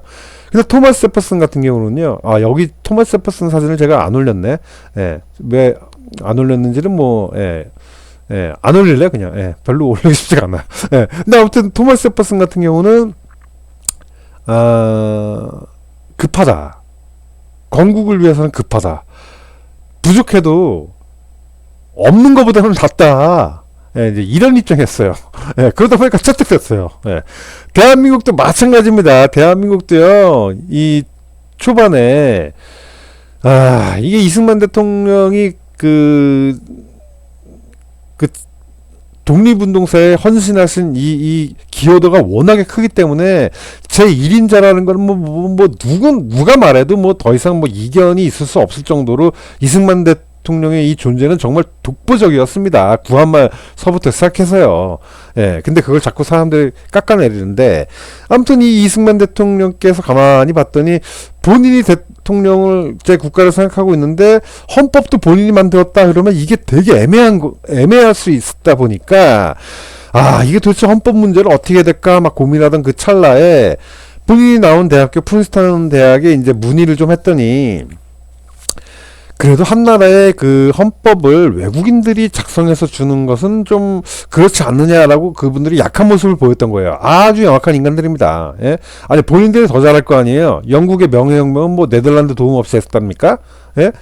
아니 본인들도 뭐 프랑스 도움받아서 독립을 했잖아요. 그러면 외국이 도와줄 수 있는 거지. 당연히 외국이 도와줘야죠. 한나라가 건국이 되는데 뭐 외국이 또 안 도와준다는 게 말이나 됩니까? 다 이렇게 도와주는 데가 있고 그러는 거예요. 그래야 제대로 뭔가가 되는 거지. 아니 나라를 운영해보지 못한 사람들 입장에서 그런 나라의 어떤 체계적인 이런 거를 하려고 하는 거를 그냥 야 니들끼리 알아서 해봐. 이게 말이 안 되는 건데, 어쨌거나 당시에 학사 정도의 이 학위를 갖고 프린스턴에 무슨 어떤 그런 교육 프로그램이 잠깐 있어서 들러서 봤었던 유진호 총장이라는 그 고려대 총장님께서, 그 훗날 민주당 가서 정치하려고 하시다가 그 유진산 의원님이 이제 당시 민주당의 유진산 의원님 뭐 대통령 후보로 적극적으로 밀어주는 등 많은 등 막 하다가 또 뭐 건강상 문제로 그냥 돌아가신 분이 있어요. 고려대 총장, 초대 고려대 총장을 하셨던 분이시죠. 초대가 아니라, 뭐 정확하게 잘 몰라요. 초대였나? 이대, 몰라. 알고 싶지 않아. 근데 아무튼 그분이 온갖 사회주의 헌법안을 이제 만든 분이라고 할 수 있죠. 물론 이제 그분 혼자 만든 건 아니고, 40명 가까이 이제 기초 헌법 기초위원들이 있었는데, 이분들이 경제학을, 진짜, 진짜, 나 진짜. 그러니까 이게 대한민국,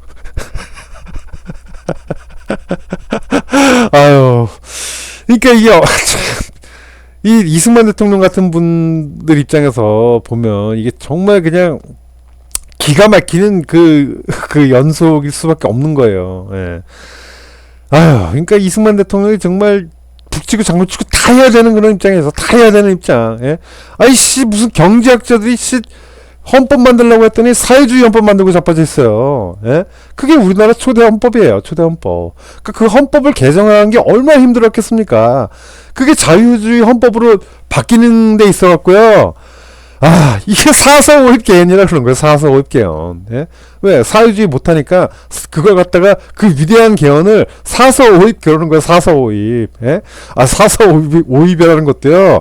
그 왜 했냐면 그때 당시 수학회장이 수학회 회장이에요. 대한민국에서 수학을 제일 잘하는 교수님이야. 예? 수학회 회장님. 학회 회장님이 당연히 사람은 소수점을 떨길 수 없는 존재니 반올림을 원칙으로 해야 되는 게 맞다. 분수로 표현되는 건 수의 개념에서는 존재할 수 없기 때문에 사람은 그렇게 분수로 나눠서 3분의 2가 찬성하고 3분의 2가 반대하고 그럴 수 없다. 그럼 이걸 수적으로 명확하게 해야 되는데 소수점으로 떨어지는 건 정수가 아니다.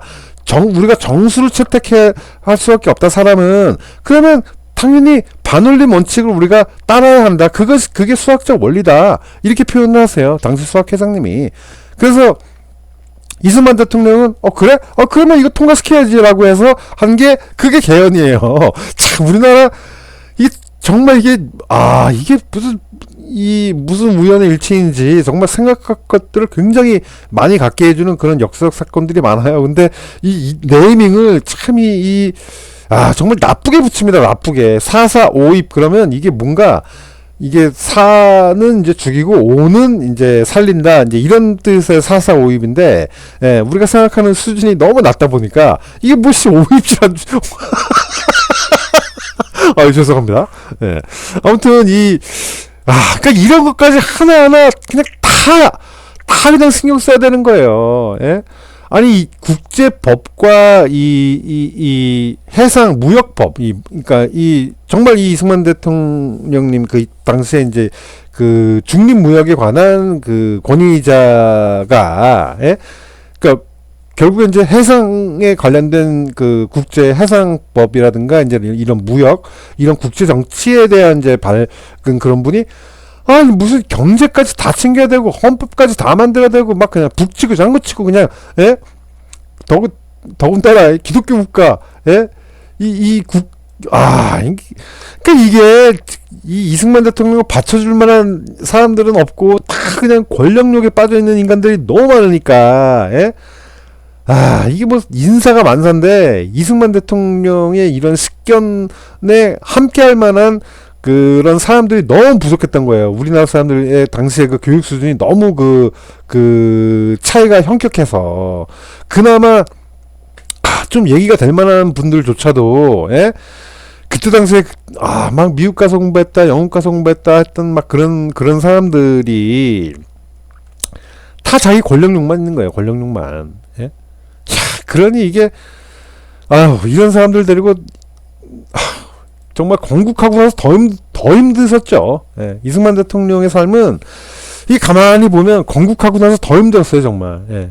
빈정도 정말 많이 상하게 됐고 건국하기 전에 이제 물론 건국하는 과정에 이제 그러니까 해방 후에 그때도 굉장히 그 후배들이 이거 참 정말 그 자유대한민국을 위해서 정말 헌신할 것처럼 하다가 갑자기 다 돌아서서 후배들이 다 이렇게 배신을 때리는구나. 독립운동 이 동지들이 까마득한 뭐 나를 그러니까 뭐 스승으로 모시겠습니다. 막 이러던 뭐 예를 들면 뭐 김성수라든가 뭐 이제 이런 분들 다 배신 때려요. 다 하나같이 본인들이 권력욕이 생겨갖고 진짜 피눈물 납니다. 피눈물 나요. 그 얘기 그 얘기를 알고 있다 보면 진짜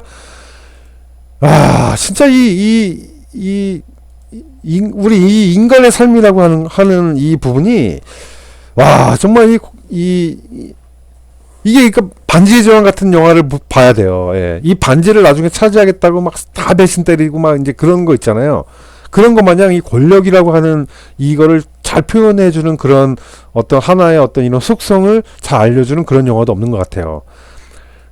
이 본인들이 이승만 대통령을 뒷방 늙은이 취급하려고 더군다나 의원내각제 헌법을 처음부터 생각하고 있었어요. 이 미친 사람들 아니에요. 예? 아니 왕도 없어진 나라에서 이미 왕이 이미 저기 식민지 조선 때 왕이 딱 사라지고 나니까 이게 그런 나라에서 무슨 의원내각제를 한다 그럽니까? 의원내각제는요 왕이 있을 때 그 왕을 우리가 스스로 몰아낸다는 건 이게 말이 안 되잖아요. 왕정제에서 공화제로 전환된다라는 것도 아니 뭔가 왕이 정말 빌미를 줘갖고 정말 잘못을 해갖고 몰아냈을 때나 뭐 이게 저거 된 거지. 아니 왕을 그냥 몰아내요? 왕을 그냥 몰아낸다라는 건 그만큼 바칙한 욕심 많고 정말 잘못된 일이 없는 거예요. 그렇죠. 그 왕이 있을 때는 하는 게 의원내각제예요. 우리나라는 왕이 없는데 왜 의원내각제를 해요? 우리나라는 순종이 마지막 왕이었는데 순종이 알아서 아니 나라를 나는 일본한테 갖다 바칠 거야. 일본한테 복종해. 일본의 신정 문명에 복종해서 살아. 이 인간들아. 경거망동하지 말고 그냥 너네 하던 일이나 해라 그랬어요. 그걸 실제로 엄청나게 많은 사람들이 그래 뭐 그럼 그렇게 살아 이렇게 생각했지 뭐 이승만 대통령처럼 막 슬퍼서 막 뭐 이틀 동안 울고 막 이러지 않았어요. 이승만 대통령이야말로 나라를 잃어서 슬프네 막 이러고 계셨던 분이에요. 황희연 선생 같은 분들, 남궁옥 선생님 같은 분들, 이때 독립협회에서 활동하셨던 분들, 갑신정변과 함께 하셨던 분들, 이런 분들이나 슬퍼했지, 만민공동회, 뭐, 이제, 이런 쪽 분들, 이런 분들이나 나라 잃은 것을 슬퍼했지, 대다수의 주는 사람들은 뭐, 이게, 순종이 하든, 뭐, 일본이 하든, 뭐, 아무런 차이가 없는 거예요, 아무런 차이가. 그랬던 나라에서, 본인들이 독립운동을 못했다고 마냥, 오히려 더 일본의 앞잡이가 했을 사람들이 말이야. 예? 그러니까 이 본질을 봐야 된다 이거예요. 본질을 우리가. 예? 아 근데 이거 지금 잠깐 벌써 1시간을 넘게 떠들었네. 제가 앞으로 얘기해야 될 게 30페이지가 넘는데 너무 길게 하면 좀 그러니까 여기 이승만 대통령까지만 제가 말씀을 드리고 끊을게요. 예, 1편으로. 자 아무튼 이 이승만 대통령은 대륙 지향 사대주의가 팽배하던 이런 나라를 해상 자유국가, 예, 자유국가의 개념으로 이제 돌려놓으신 거예요. 이 사대주의, 그러니까 페어런탈리즘이라고 할 수 있어요. 이 페어런탈리즘을 깨부신 분이죠. 예. 이 페어런탈리즘을 경고했던 사람이 바로 임마누엘 칸트입니다. 임마누엘 칸트는 이 페어런탈리즘과 페이터널리즘을 같이 경계해야 한다라고 주장을 했던 그런 정말 불멸의 철학자죠. 그 불멸의 철학자를 이승만 대통령은 한성 감옥에 계실 때 임마누엘 칸트를 알게 돼요. 임마누엘 칸트의 철학을 한성 감옥에서 엄청난 독서량을 가지면서 이때 알게 되는 거예요. 그래서 이거 대륙을 지향할 게 아니라 해상 자유국가를 지향해야 되는구나. 예? 이 페어런탈리즘이라고 하는 걸, 이 사대주의를 깨버려야 되는구나 라는 생각이 그전에도 있었고, 예. 이런 거에 대한 또 확신을 이제 우리는 인간이기 때문에 누구나 다 그래요. 필요로 합니다. 그래서 자꾸 독서를 하고 서적을 읽고, 야, 저 인간은 어떤 얘기했을까? 야, 저 인간은 어떤 얘기했을까? 막 이렇게 자꾸 읽는 거예요. 막 철학이 막 되게 어렵게 우리가 막 다가서는데, 그렇지가 않아요. 그냥 내가 궁금했던 거, 야, 저 인간은 어떤 생각을 했을까? 예, 거기에 이제 빠지면 그게 이제 철학 공부를 한다라고 할 수 있는 거예요. 예, 우리가 너무 어렵게 자꾸 이 철학을 얘기하니까 철학 되게 어려운 거야. 막 이렇게 하는데 다 거짓말이고요. 철학은 재밌는 겁니다. 재밌는 거. 예. 이 역사도 굉장히 재미있는 거예요. 말 그대로 옛날 이야기가 얼마나 재밌습니까? 근데 역사를 막 너무 힘들게 얘기하는 거야, 사람들이. 알고 보면 아닌데, 야, 이거 정말 이 새끼들 권력 욕심이 있어갖고 말이야. 이 권력 탐해갖고 막 그냥 이걸 막 뺏으려고 지금 저짓거리 했네? 예, 이런 걸 알게 되면 정말 재밌는 거예요. 야, 지가 깜냥도 안 되면서, 지가 그러면 이런 짓을 벌리려고, 야, 아무것도 한 일 없으면서 뒤에서 이승만 대통령 암살하려고 했던 거야? 이런 걸 알게 되면 너무 재밌어요, 역사 얘기가. 예? 근데 사람들은 이 재밌는 역사 얘기를 자꾸 저 같은 사람한테 정치 얘기를 한다고 싫어해. 정치 얘기를 한다고. 이게 어떻게 정치 얘기입니까? 옛날 이야기죠. 그냥 옛날 이야기. 예? 이승만 대통령이 뭐 지금 현재 살아계세요. 예? 아니, 이승만 대통령의 이 무용담을 보면 얼마나 재밌습니까, 이게. 예? 우리를, 그냥 빠져들게 만들어요. 온통이, 그때 당시에 구한말 시대를 살았던 사람이, 이런 마인드를 갖고 있었어? 이게 정말 어마어마한 거예요. 예? 아니, 요즘 시대를 살아도 이런 마인드를 갖기가 어려운데, 이 구한말에, 해상 교육국가, 해상 자유국가, 이 자유의 가치를 그때 당시에 이해하고 있었다? 이게 이해가 안 되잖아요. 우리도 아직까지 이해를 못 하는데. 근데 이때 당시에 구한말 때 오히려 독서량이 더 많아서 애덤 스미스와 임마누엘 칸트를 그때 당시에 알고 있던 사람들이 엄청나게 많았다는 거예요. 예. 지금 우리나라에서는요, 당시에 그러니까 이게 한국을 얘기해서 이제 이승만 대통령을 제가 꼽고 아까 전에 얘기했던 남궁 선생이나 형은 선생, 뭐 이제 이런 분들을 제가 이제 꼽는데, 아시아의 개념으로 봤을 때는 이제 일본의 경우에는 이제 뭐 말할 필요 없는, 후키치와 유키치 같은 일본의 지폐, 일본 지폐로 따졌을 때 가장 큰 지폐라고 볼 수 있는, 그런 분들이 이제 그 집회에 있듯이 미국은 이제 물론 이제 알렉산더 해밀턴은 아니고, 벤자민 프랭클린이 이제 $100에 이제 들어가 있죠. 그러니까 그런 어떤 철학적인 기반에서 그 나라의 어떤 사상적 기반을 정말 유의미하게 제공했다라고 하는 분들을 보통 이제 그 나라가 이렇게 꼽는 거야. 그러니까 일본은 제정신이 있는 나라예요. 일본 입장에선. 일본은 후키치와 유키치를 이제 넣는데, 이 후키치와 유키치 말고도 우츠무라 간조라는 분이 있어요. 우츠무라 간조라는 분은 야, 정말, 저는 후키치야, 유키치보다, 우찌무라 간조라는 분이 더 대단한 그 철학자라고 저는 사실 평가를 하는 편이에요. 근데, 이게 우리나라에서는 당시에 그 구한말의 사람들은 이 우찌무라 간조를 잘 알고 있었어요. 예. 우찌무라 간조라는 이 철학자를 그때 당시 사람들은 정말 그때 당시 지식인들은 이 우찌무라 간조를 모르면 정말 간첩일 정도로 잘 알고 있었어요. 우리는 다 지금 까먹었어요. 우찌무라 간조가 누군지 몰라요. 일본 사람들한테 물어봐도 우찌무라 간조가 누군지 모르는 사람들이 많습니다. 예. 그러니까 이게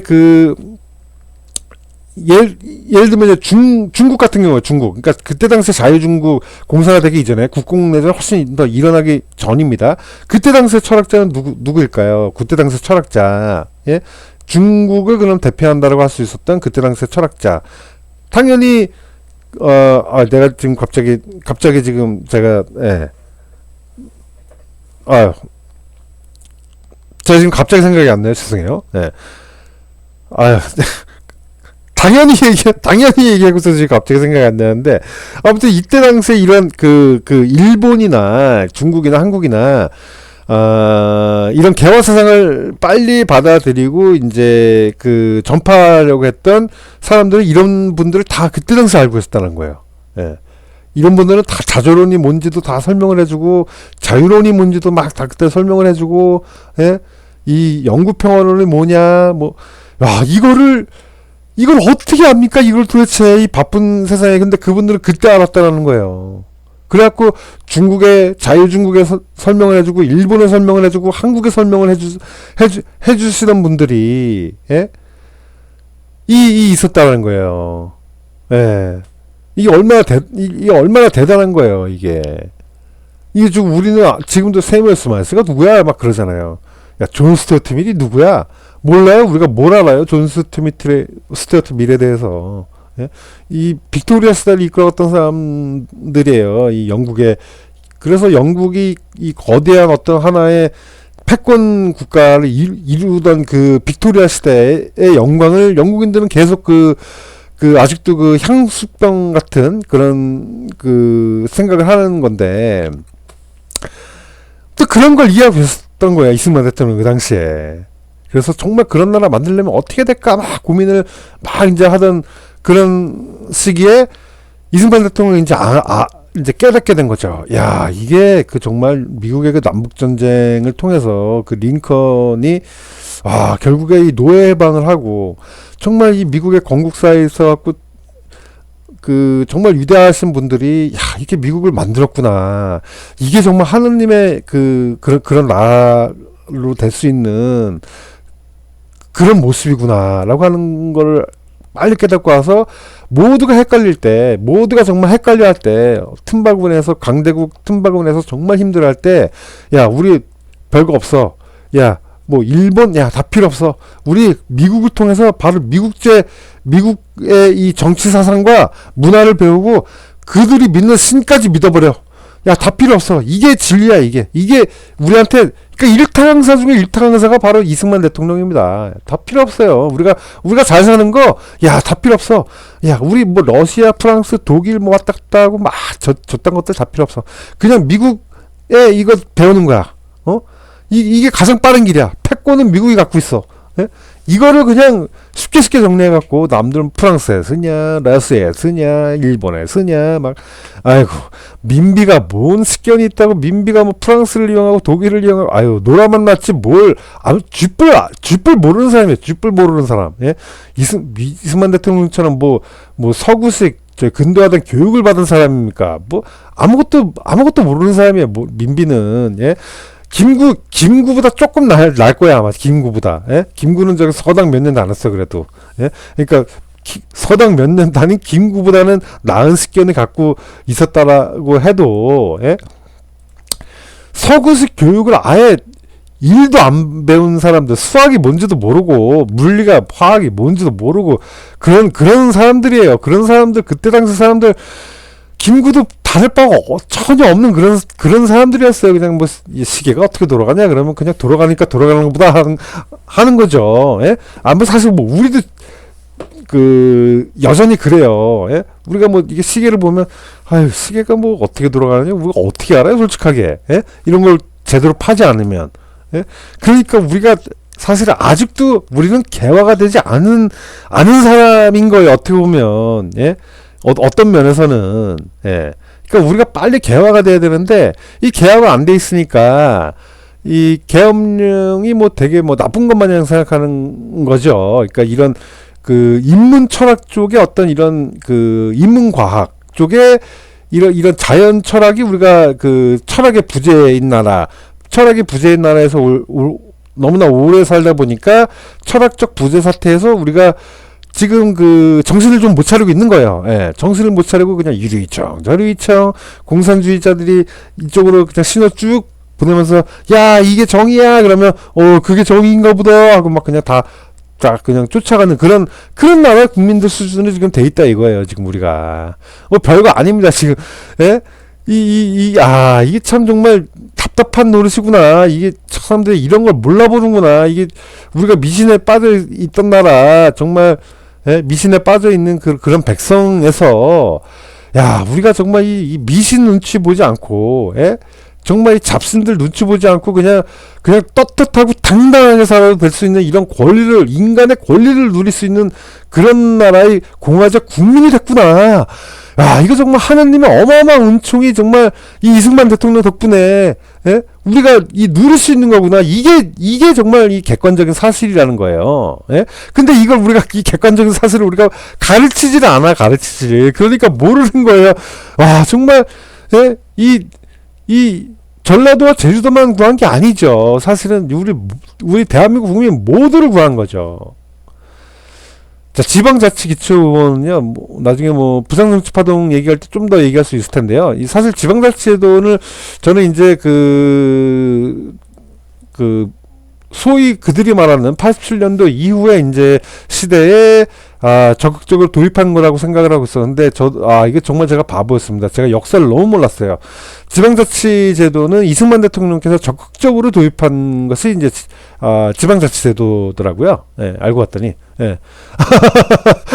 그러니까 내가 존경하는 사람이 도입한 거면 이거 잘한 일이었네.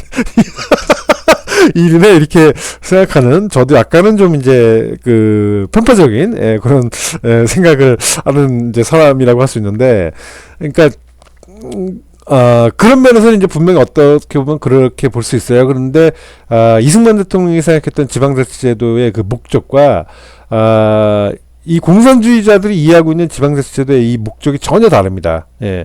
그러니까 이승만 대통령은 국회의원들이 못할 때 어떻게 해야 될 것이냐. 그거는 지방자치의회. 그러니까 도의원들이 거기서 자체적으로 경쟁을 시스템을 가지면서 거기서 걸러야 된다. 도의원들이 못하면 시의원들이 도의원을 견제를 해야 된다. 그렇기 때문에 지방자치가 필요하다. 국회의원들이 못하는 거 어떻게 뭐라 그럴거냐. 대통령이 나서서 막 그때마다 해야 되냐. 그렇게 해서는 안 된다. 거기서 자체적인 경쟁 시스템을 통해서 올라오고 해서 지방자치에서 실력이 있었던 사람들이 도로 가서 도에서 정치하고 도에서 정치하던 사람들이 실력 있는 사람들이 국가의 국회의원 저걸 하는 거지. 예? 이게 그냥 예? 그냥 아무도 견제할 수 없이 내버려두는 이런 의회식 정치는 위험하다라는 걸 알고 있었기 때문에 지방자치제도를 적극 장려했었던 거예요. 그리고 그 지방에 있는 사람들이 진짜 민심이 아니냐라는 얘기를 미국 사회나 한국 사회, 국제 정치 이런 무대 사회에서 이제 쉽게 던질 수 있는 거죠. 봐라, 저 사람들이 저렇게 생각하지 않느냐. 이런 부분들을 적극적으로 이용할 수 있었던 거예요. 그리고 그때 당시에 국민들이 그만큼 정말 현명하고 그러니까 우리의 그 세대들이요. 와, 정말 어마어마하게 현명하셨던 분들이에요. 그때 당시에 분들이. 예. 그러니까 그때 그분들은 알고 있었어요. 야, 왜 이런 변화들을 보니까, 나는 맨날 어디 이장이 찾아와갖고, 모곡 지내야 된다. 그러면서 삥 뜯어가는데, 그 삥 뜯어가는 게 너무 힘들어. 맨날 미신이나 믿고 자빠져 있어야 돼. 예? 그리고 맨날 겁만 주고 막 그냥 막 흉흉하고 막 그냥 막 그런데 이제 미신을 버려도 되는 거야. 기독교를 국가가 들어오니까, 예? 기독교 국가에 들어서 뭐 11조를 내라 막 그러지만, 아이 뭐 막상 내든지 말든지 처음에는 뭐 알게 뭐예요. 그냥 일단 그냥 뭐 준다니까 가는 거지. 예? 뭐 처음부터 뭐 기독교, 예? 뭐 그렇게 막 힘들게 선교하면 안 된단 말이야. 안 된다는 거. 예? 물론 저는 그 기독교 신자로서 이런 얘기를 하는 거 아닙니다. 저는 기독교 신자도 아니에요. 저는 천주교 신자였습니다. 예. 근데 천주교에 너무 지금 실망해서 천주교를 안 다니는 것 뿐이지. 아무튼 이게 좀 딴 얘기로 세서 죄송한데, 아무튼 이 지방자치제도는 그런 의미가 있었다. 처음부터 이게 이제 정말 이 자정작용을 하는 데 있어서 지방자치제도는 정말 혁혁한 공로가 있고, 실제로 대통령 직선제를 만들어낸 사람들이 이 지방 자치단체에서 막 올라온 기초 의원들이었다. 예, 우리가 이 부분을 우리가 정말 중요하게 우리가 볼 수 있다라는 거죠. 그런 일련의 사건들이 진행됐던 것이 바로 부산 정치 파동이었고요. 그래서 부산 정치 파동 같은 경우는 이제 정말 여러 면에서 이거를 평가할 수 있기 때문에, 예. 정말 이 부산 정치 파동은 이 우리나라 역사의 어떤 핵심적인 사건들이 정말 온갖 교체를 다하는 정말 너무나 핵심적인 사건입니다. 이 부산 정치 파동을 이해하지 못하는 채로 대한민국을 규정할 수 없다. 저는 그렇게 봅니다. 그러니까 이게 우리가 소통하기 위해서 부산 정치 파동이라고 부르지만, 저는 이 부산 정치 개혁이라고 보고 있습니다. 그때 당시에 우리나라가 대통령 직선제를 하는 이유, 부산 정치 파동이 있었기 때문이에요. 예? 근데 이걸 자꾸, 그러니까 이게 파동이라는 의미는 사실 이게 긍정이냐 부정이냐 이런 단어의 개념으로 봤을 때 이거는 사실 중립적인 단어예요. 파동이라고 하는 거는. 예, 어떤 파동이 일었던 건 분명한 거니까. 근데 이게 의미가 좀 어감이 별로 안 좋아요. 어감이. 아니 이거를 그냥 부산 정치 개혁이라고 하면 되는 거를, 예? 이게 부산 정치 파동이 돼버렸어요. 왜 파동이 돼버렸느냐? 그때 당시에 계엄이 선포됐어요. 전시 중이었습니다. 전시 중에 계엄이 선포가 됐는데, 예, 그때도 반대했어요. 그때도 반대하던 야당의 이 성질이 있어요. 야당의 성질, 환경이 있는 거예요. 그러니까 그 사람들이 나쁘다라고 평가한다라기보다도 그 환경이 그런 환경이 있습니다. 야당은. 예? 아니, 그러면 전시 중에도 반대했던 사람들이, 예? 현재 상황에서 반대를 한다고, 예? 현재에서 반대하는 그 논리가 뭐예요? 논리가 결국에 지금은 전시 상황이 아닌데 왜 하냐라는 거잖아요. 그렇죠?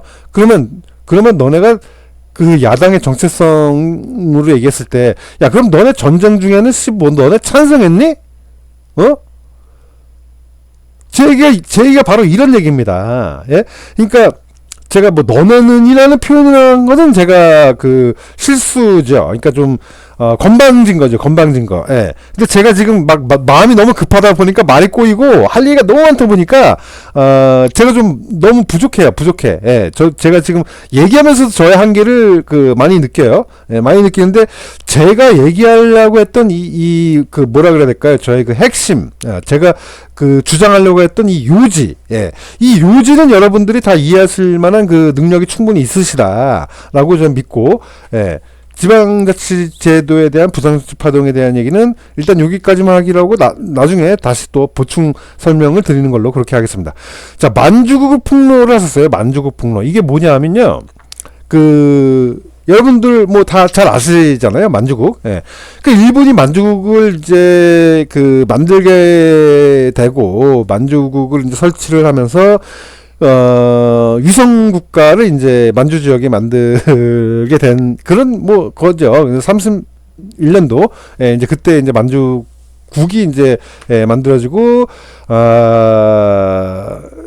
참 우리 역사에 정말 이게 탁 엮여져 있는데, 예, 만주국에 이제 찾아가는, 예, 온갖 부류의 사람들이 이제 생겨나게 됩니다. 그때 당시에 만주국은, 어떤 이들에게는 이제 꿈을 펼칠 수 있는 장소였고, 어떤 분들에게는 정말 가기 싫은 곳이었고, 어떤 분들에게는 그냥 기회의 땅이고, 어떤 분들에게는 그냥, 정말 그냥 막 깽판 치는 그런, 예, 마적단으로서 막 활동하게 되는 곳, 막 정말 온갖 위선자들, 막 정말, 예, 그냥, 정말 골 때리는 그런 나라가 되는 거였어요. 근데 이 속셈을 이승만 대통령은 빨리 간파를 합니다. 예. 이 만주의 사변을 일으키면서 이 일본의 군국주의가 정말 이 영토 확장에 대한 그 개념 없는, 예. 이런 시도를 또 하는구나. 이 일본 놈들 이 족속 안 되겠구나. 이 임진왜란 일으켜서 그때 당시에 그렇게 영토 야욕을 부리던 이 인간들이 이 기독교 하나님을 믿지 않으면서 이게 또 뭐라 그래야 될까요? 자만심과 인간의 욕심, 이런 것들을 절제를 못하고 또 큰 사고 치는구나, 라고 하는 거를 정말 빨리 깨닫고서 만주국을 폭로를 이제 한 거예요. 그 만주국을 폭로하러 이제 하는 그런 과정에서 일본한테 얼마나 밉보였겠습니까? 예. 그래서 이제, 수배를 당하게 되죠. 자, 그런데 이게 참, 이 일본이라는 나라가, 이승만 대통령만 없었다라 그런다면 웬만한 상황들은 거의 컨트롤이 되던 상황이었어요. 근데 이승만 대통령이 이거를 국제사회 무대에다가 이제, 딱 언론인답게, 과거에 이제 경력이 있었던 그런 사람답게 이걸 국제 무대에다가 이제 폭로를 팍 하기 시작하니까, 그 전까지만 하더라도 일본이라고 하는 그 당시에 군국주의 일본은 조용조용 이제 그 힘을 쌓아가던 그런 나라였는데, 이제 그 이승만 대통령 하나를 이제 못 넘는 겁니다, 결국에. 그 벽을 못 넘는 거예요. 왜 못 넘었냐? 이승만 대통령이 잘나서? 아닙니다. 일본에도 이승만 대통령만큼 배운 분들이 정말 많죠. 그런데 차이가 있어요. 이승만 대통령은 하느님의 성령의 은총을 받은, 하느님의 그 선택을 받은 분이었고, 일본에는 그런 사람이 없었던 겁니다. 그래서 이승만 대통령의 벽을 못 넘어요. 그래서 일본은 그때부터 왕따 국가, 그러니까 일종의 1차 세계대전의 승리 국가임에도 불구하고 왕따 국가로 이제 전락해버리는 거예요. 그때, 더럽다! 이제 이렇게 딱 돼버리면서 일본이, 정말 바보 같은 행보를 정말 많이 해버리는 거예요. 본인들이, 이승만이라는 사람이 식민지, 우리 조선 출신의 사람인데, 이 사람이 이런 얘기를 하더라. 근데 그 사람 얘기가 맞는 거 아니야? 이렇게 받아들이면서 정말 올바른 길로 갔다 그런다 그러면 일본이 이렇게 밉상 국가가 되지 않았을 거예요. 근데 일본은 끝끝내 어떻게 해서든지 이승만을 용서 못한다. 이제 이런 입장으로 간 거예요. 본인들 잘못하는 건 본인들, 아니 그러면 그 명분도 없이 정당성도 없이 만주국이 가갖고 그 나라, 거기 살던 사람들 그냥 싹 다 그냥, 저거 해버려갖고, 조선 먹은 것도, 모자라서, 그냥 만주까지 싹 다 먹어버리고, 동남아시아 가갖고 쳐들어갖고 다 먹어버리고, 너네 미쳤니? 그때 당시에 일본 사람들한테 묻는 얘기예요. 그러니까, 이 일본이 그때 정말 그냥 제정신 못 차리고 그냥 막 폭주를 해버린 겁니다. 폭주를 해버린 거. 잠깐 힘 따고. 그거를 이승만 대통령의 그 야욕을 아무도 경각심을 갖지 않던 그 시대에 만주국을 폭로를 해버리시니까, 정말 어떻게 보면 아시아를 구한 사람이 바로 이승만 대통령이에요. 이 전라도 제주도만 구했던 게 아니에요. 그냥 이건 하나 일화로 우리가 이만큼 이승만 대통령을 모른다라는 표현에서 제가 잠깐 고민을 하다가 이걸 어떻게 이름을 붙여볼까 하다가 어떤 처음에 청년 이승만으로서 어떤 성과를 내기 시작한 일을 이제 소개하는 개념에서 전라도와 제주도를 구한 23살 청년이라고 이제 이렇게 표현을 제가 한 것 뿐이고요. 사실 그 이후에도 정말 이 아시아를 구한 사람, 실제로 미국에 나중에 1954년도죠. 전쟁이 끝나고 미국에 방문했을 때도 정말 이 자유중국 6억 명의 중국을 구해야 된다. 그래야 진짜 이 영구평화론이 정착이 된다라고 주장을 했던 분이에요. 근데 끝끝내 미국은 중국을 구해내지 못했습니다. 중국을 구해내지 못해서 지금의 이런 상황까지 지금 와 있는 거예요. 발판을 마련해 놓으니 그 발판을 이용해서 점점 더 그런 어떤 공격의 수위가 높아지는 것이고, 세상을 계속 혼탁하게 만들 수밖에 없는 거죠. 왜? 컨트롤이 안 되니까. 컨트롤은 결국에 하나님의 마음에 그 들게 하려고 하는 인간의 정말 엄청난 인내와 어떤 이런 그 절제가 필요하죠. 예. 근데 그렇게 말을 안 듣는 거죠. 예. 마약이며 뭐 온갖 나쁜 짓은 그냥 싹 다 해버리는 거예요. 그냥 우리의 그 국가가 하나의 어떤 그런 어떤 힘을 투사할 수 있다 그러면 그냥 무조건 해버리는 거예요. 예. 우리가 국익을 추구한다라고 하더라도 잠깐만, 근데 이게 하나님의 뜻에 맞을까?라고 하는 이런 질문을 우리가 할 수 있는 그런 게 진정한 도덕이라고 하는 겁니다. 근데 우리가 그런 질문을 하지 않고 무조건적으로 그냥 국익만 생각하는 그런 나라는 이게 이제 결국에는 어떤 이런 나치즘, 파시즘, 예? 이런 어떤 페이터널리즘, 페어런털리즘으로 그냥 무조건 빠져버리게 된다. 독재를 부른다. 라는 거죠. 그러니까 우리가 온정주의라고 하는 이런 페이터널리즘에 빠져 있어도 독재를 부른다라는 거예요. 독재를 부른다.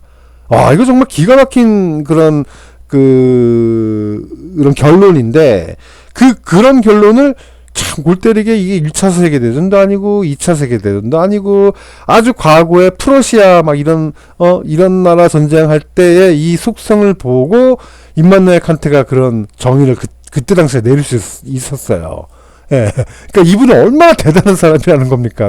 이미 300년 전에 태어난 분이야. 300년 전에 태어났는데 지금 우리가 겨우겨우 읽을 수 있는 위선자의 모습을 이때 당시에 보고 계셨던 거예요. 임마누엘 칸트는.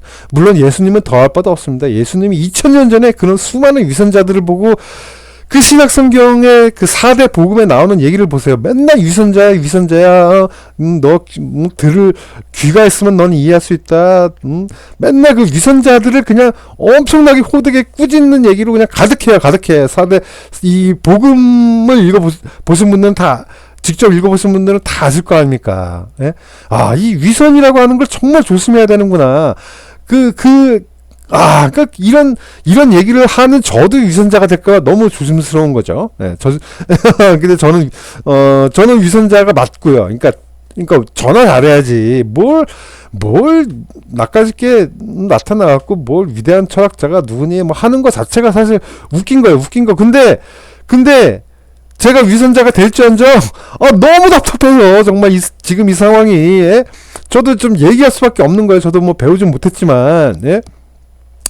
자꾸 배운 척을 하고 싶은 그런 재수없는 그런 사람이에요. 그러니까 한마디로. 그러니까 좀 배우고서 배운 티를 내면 모르겠는데 저는 뭐 벌써 제 말톤을 얘기하는 톤을 좀 들어보셔도 아시겠지만 이게 막 이렇게 절제를 못하고 답답해하는 이런 그 톤이 느껴지잖아요. 그러니까 이게 저는 뭐 제가 위선자라는 걸 인정을 저는 하고 그냥 말씀을 드리겠습니다.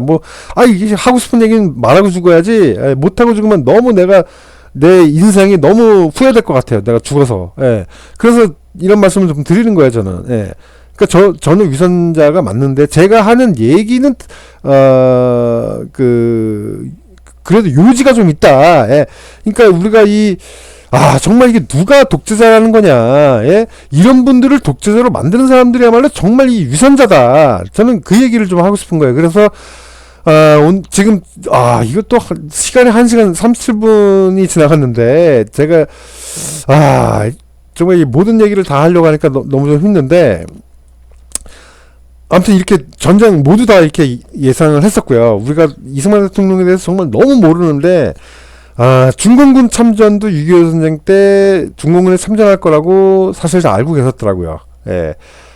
우리가 자꾸 이 역사에 대해서 우리가 정말 얼마나 문맹인지를 저는 그 임보일 교수님의 그 이승만 건국사를 하나하나 그 뉴데일리의 그 글을 읽어보면서 그거 다 하고 계셨다고?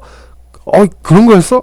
그러니까 이 임보일 교수님처럼 그러니까 우리는 이제 수박 겉핥기로 그 이승만 대통령 이해를 하지만 이승만 대통령의 삶을 정말 그 평생 연구를 하신 연구자들의 이런 그 목소리에 우리가 귀를 기울여야 된다는 얘기입니다. 그러니까 저 같은 사람들의 얘기보다 그런 필요성이 정말 우리가 있다라는 거예요. 예? 만약에 우리가 정말 이 애덤 스미스를 이해하고 싶다라고 한다 그러면 우리는 그 김희석 박사님의 이 얘기에 우리는 관심을 가져야 될 것 같아요. 예? 임마누엘 칸트를 우리가 이해하고 싶다 그러면 우리는 민경욱 교수님한테 집중을 해야 되는 겁니다. 우리가 이승만 대통령을 우리가 그 이해하려고 한다라고 할 때는 정말 임보길 교수님의 이 이야기에 우리가 집중을 해야 정말 우리가 많은 그 사실들을 우리가 이렇게 우리가 몰랐구나 이거를 예? 이런 거에 우리가 그 빨리 깨달을 수 있다라는 거죠. 그러니까 정말 이 읽어야 될 책들이 많죠. 근데 우리가 그걸 어떻게 다 읽습니까? 그 많은 책들을 우리가 다 읽을 수는 없지만 그런 많은 책들을 다 읽은 분들께서 정리를 정말 필요한 부분들만 짝짝짝짝 잘 짜지기로 해서 이승만 대통령을 정말 일타 강사로 가르쳐 줄 수 있는 분들, 그런 분들의 얘기는 최소한 우리가 한번 들어는 봐야 되지 않느냐. 예? 그러니까 그 얘기입니다. 그 얘기. 제 얘기는. 예? 물론 그것도 쉬운 건 아니에요. 임보길 교수님의 이승만 건국사를 A4 용지에도 옮긴다 그러면 그냥 우리가 받아본 이런 평문의 그냥 한글 문서 열리는 그냥 평균 뭐라 그래야 되죠? 그 문서에 정말 수천 장입니다. 수천 장. 그것만 하더라도 그렇게 짚어봐야 될 게 너무나 많은 분이 이승만 대통령이에요. 근데 그런 이승만 대통령 우리는 딱 세 글자로 그냥 보내버려요. 우리나라 교육 수준이 그래요. 그냥 독재자입니다. 독재자. 아니 심지어 요즘은 친일파래요. 친일파. 예? 아니 독재자로 보는 거는 그나마 내가 왜 그렇게 이 사람들이 생각하는구나 이해라도 할 수 있어요. 뭐 거기에 절대 동의는 안 하지만요. 예. 근데 이해는 간다고요. 이해는. 그러니까 이 어떤 뭐라 그러죠? 왜 이 사람들이 독재자라고 보는구나. 예, 그거는 좀 어느 정도 동의 안 하지만 절대 동의 안 하지만 이해는 할 수 있다고요. 이해는 왜 그렇게 생각하는구나. 예, 나도 옛날에 그렇게 생각을 했으니까 이제 그런 개념에서. 근데 이게 저는 옛날에도 그렇게 생각하지 않았지만 이승만 대통령은 절대 친일파가 될 수가 없는 사람이에요. 예? 아니 무슨 친일파가 만주국을 폭로를 해? 예? 그래서 맨날 시달리고 예? 저기 30만 불 가까이 예? 저기 현상금 수배되고 그래요? 친일파인데? 아니 친일파가 왜 현상금 친일파면은 일본 제국주의가 예? 이승만을 불러다가 친일파면 상을 줬겠죠. 왜 현상금 그러니까 이게 말도 안 되는 소설을 너무 많이 써요. 이 우리나라 지금 교육이며 어디죠? 민족문제연구소에서 나온 저기 백년전쟁? 이런 데서 이거 정말 말도 안 되는 얘기고요. 그런 말에 자꾸 우리가 현혹이 되는 거예요. 그런 현혹되는 구도에 똑같이 지금의 이 계엄령 선포를 바라보는 시각이 있다. 이걸 우리가 정말 중요하게 봐야 된다는 거예요. 예? 이런 위대한 철학을 좋은 걸 정말 배우려고 하는 이런 시간도 없어서 정말 급박하고 내가 정말 이 중에 누가 한 명 정말 깊게 좀이라도 이해할 만 하고 죽을래나. 예? 정말 우리가 시간이 정말 너무나 어떻게 보면 정말 너무나 없습니다. 우리는 모두 다 죽는 존재인데 하늘나라로 다시 돌아가든지 뭐 지옥에 떨어지든지 해야 되는 그런 정말 우리는 미약한 존재들인데 내가 정말 죽기 전에 누가 한 명 제대로 좀 깊이 알 수나 있을래나 하는 정말 좋은 걸 배워야 되기도 정말 이게 모자란 그런 시점에 이게 한국 정치사에 있는 이 상황들을 우리가 정말 이런 곳에 어떤 면에서 봤을 때 너무나 당연하게 온당하는 걸 두고 이게 온당하냐 적법하냐 온당한 이유에 대해서 설명하고 있어야 된다는 것 자체가 한편으로는 이게 너무나 이게 서글픈 거야. 이게 지금 우리가 이러고 있을 때가 아닌데, 우리 어찌 이렇게 정말 이게 가난한 상태에, 영혼이 정말 이렇게 메마른 상태에 이렇게 머물러 있어야 되느냐, 예? 이게 정말 너무 서글픈 겁니다. 이 선조들은 우리보다 더 어려운 시기에, 정말 어마어마한 반열에 이렇게 올라가셨던 분들이 정말 많았어요, 정말, 예? 근데 이게 지금은요, 그냥 이런 선전선동에 그냥 너나 나나 다 그게 막 정의로운 건 줄 알고 그냥 막 넘어가는 거. 예? 그러니까 이게 대중매체 발달이라고 하는 게 한편으로는 정말 우리를 이 브레인워시 하는 그런 어떤 세뇌 작업이, 와, 정말 이 선동 작업이 무섭게 이루어지는구나. 저는 지금 이 세상이 얼마나 이게 타락한 세상인지 때로는 이게 겁이 납니다. 겁이 나요. 예. 제가 정말 이게 배짱이 부족해서 그런 사람이라 그런지, 예? 아니면 이 믿음이 부족해서 그런 사람인지 모르겠지만, 아, 이게 때로는 이게 너무 뭐라 그래야 되죠? 이게, 정말 이게, 와, 이게 도대체, 그냥 막, 정말 이 황현 선생이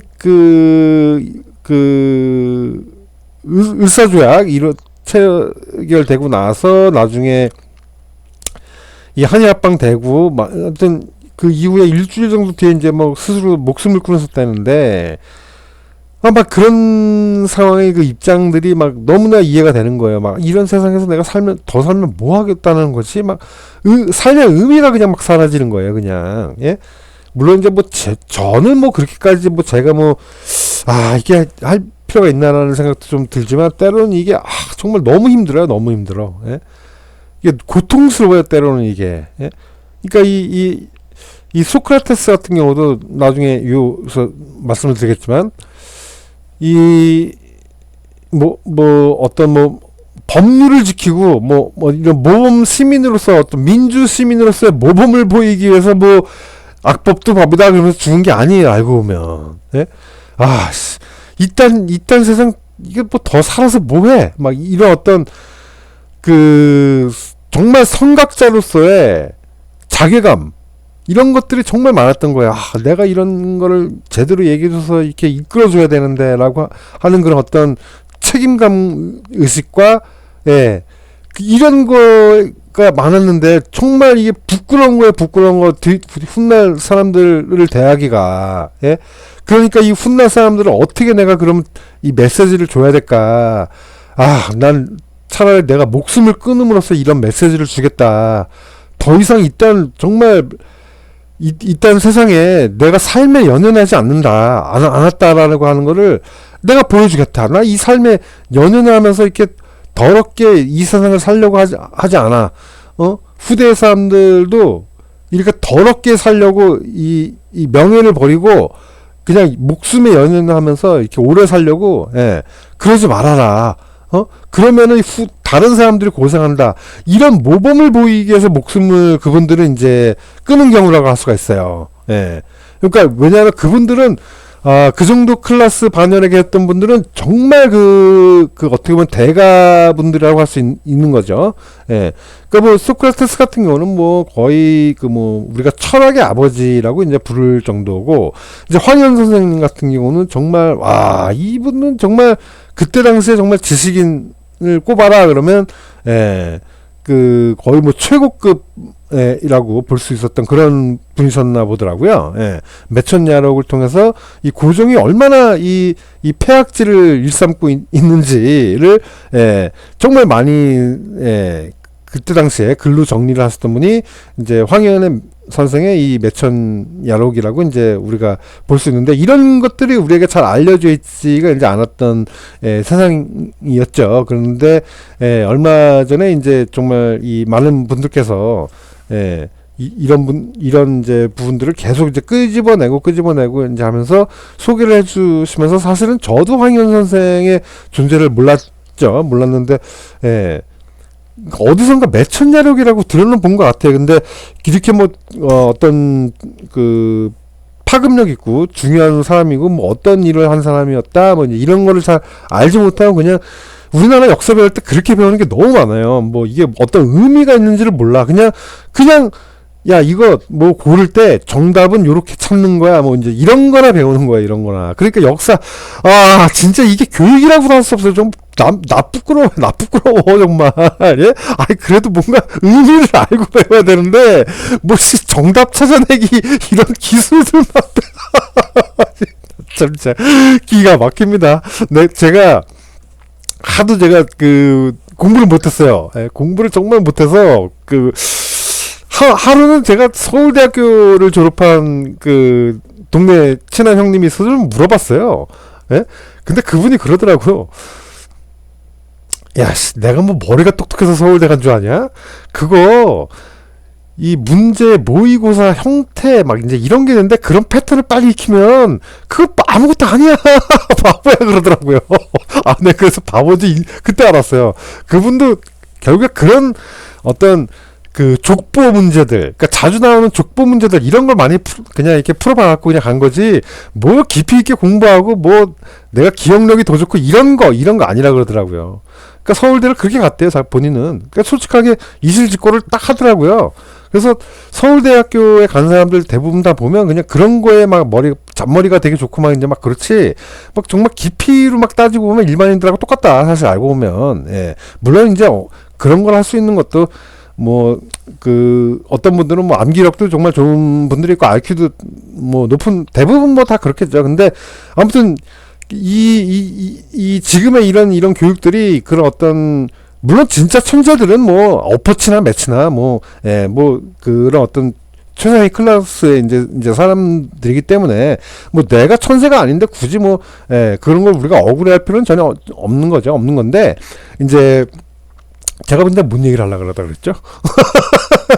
예, 아무튼 제 얘기는 그렇다는 거니까 뭐냐면, 우리가 교육을 좀 의미 있게 좀 해야 될 필요가 있다. 근데 우리나라 이 교육은 기본적으로 어떤 성공에 대한 어떤 이런 거에만 자꾸 집착하는 그런 교육이 되다 보니까, 예, 이 역사가 그냥 완전히 그냥 그 잊혀지게 되는 거예요, 오히려. 그러니까 진짜 공부는 나중에 뭐, 예, 따로 하는 거예요, 따로. 그러니까 이게 뭐 옛날 얘기를 정말 들려주듯이 예전에 할머니나 할아버지가 우리 아이들에게 야, 옛날에 뭐 이런 게 있었어. 그래서 정말 재밌게 이 우리 과거의 어떤 이런 얘기를 우리가 서로 이제 이렇게 해줄 수 있고, 막 이제 이래야 되는 게 정말 어떻게 보면 진짜 그런 살아있는 교육이자 산 교육이자 이제 이런 거라고 할 수가 있는데, 그런 것들이 그냥 싹 다 사라지고, 예. 그런 어떤 전통이라든가 이제 이런 것들이 싹 다 사라지고 그냥 성공 욕구를 향해서만 달려가는 인간들의 욕심만 남아 있는 겁니다. 예? 그런 권력 욕구에만 집착해 있는 이런 문화 바탕에서 이 지금의 그 계엄령 선포라고 하는 이 사건은 우리가 아주 단편적으로만 바라보면, 예, 그냥 민주주의를 후퇴시킨 것처럼 보이는 거예요. 예. 기가 막히죠. 예. 그러니 이걸 어디서부터 어떻게 얘기를 해야 될지 이제 제가 좀 막막한 마음을 정말 많이 느껴서, 이걸 좀 이렇게 나눠서 한번 얘기를 한번 해보자. 좀 이렇게 좀 분류를 좀 해서 일단, 예, 좀 그렇게 지금 접근을 해보는데, 뭐 어차피 큰 관심은 없겠죠. 제가 뭐 항상 하는 거 뭐 댓글도 하나 안 달리는데, 예. 근데 그냥 저 혼자만의 어떤 가상한 노력이라고 좀 봐주시고, 예. 그래도 은근슬쩍 또 보시는 분들은 또 보시고, 사실 이 유튜브에 이렇게 공개를 하면 유튜브가 조회수를 막 그냥 다 잘라버리고 댓글은 막 썼는데, 예, 저한테 알려주지도 않아요. 예, 막 다 그냥 댓글을 적으신 분들은 이 인간은 왜 산직이 저 인간은 뭐가 잘났다고 댓글에 뭐 답글 하나 안 달아주는 거야? 막 그럴 줄 모르겠는데, 이게 나중에 알고 봤더니 댓글을 달았는데 저한테 안 알려주더라고요. 예. 저 기가 막히죠. 예. 그러니까 제가 그만큼 어떻게 보면요, 이 위협적이라는 거야. 이렇게라도 위안을 삼아야지. 아무도 좋아요도 안 눌러주고 막 그러는데, 예. 그냥 혼자 정신병을 앓고 있습니다, 그냥. 예. 이런 사람도 있어요. 예. 혼자 정신병을 알면서, 예, 이렇게 살아가는 사람도 있습니다. 예. 외로워요. 예. 외로워서 이러고 있어요. 예. 자, 아무튼 다음 시간에 좀 더 말씀을 드리는 차원에서, 예, 이 박정희 대통령은 정말 우리가 잘못 평가하고 있는데, 이분은 만약에 줄여서 딱 얘기하라 그러면 이 실학의 아버지다. 예. 한국학 명예 교수이신, 예, 한국학중앙연구원의 최진덕 박사님은 이제 성리학을 평생 연구하신 분인데, 실학의 진짜 완성자는, 예, 박정희 대통령이다라고 말씀을 하신, 예, 그런 분이라고 할 수 있죠.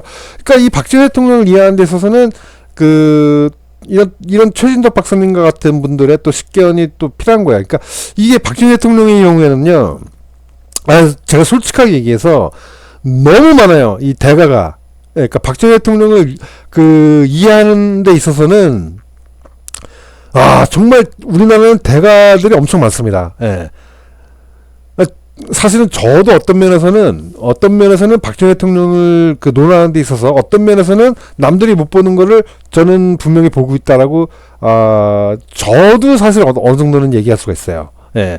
왜냐하면 이 산림 분야 쪽에서의 어떤 이 역사적 습경과 이 전쟁사 쪽과 연결된 이런 모든 부분들이 쫙 연결돼야 되는, 좀 종합적으로 봐야 돼요. 박정희 대통령은 정말 이승만 대통령만큼이나 정말 위대한 지도자입니다.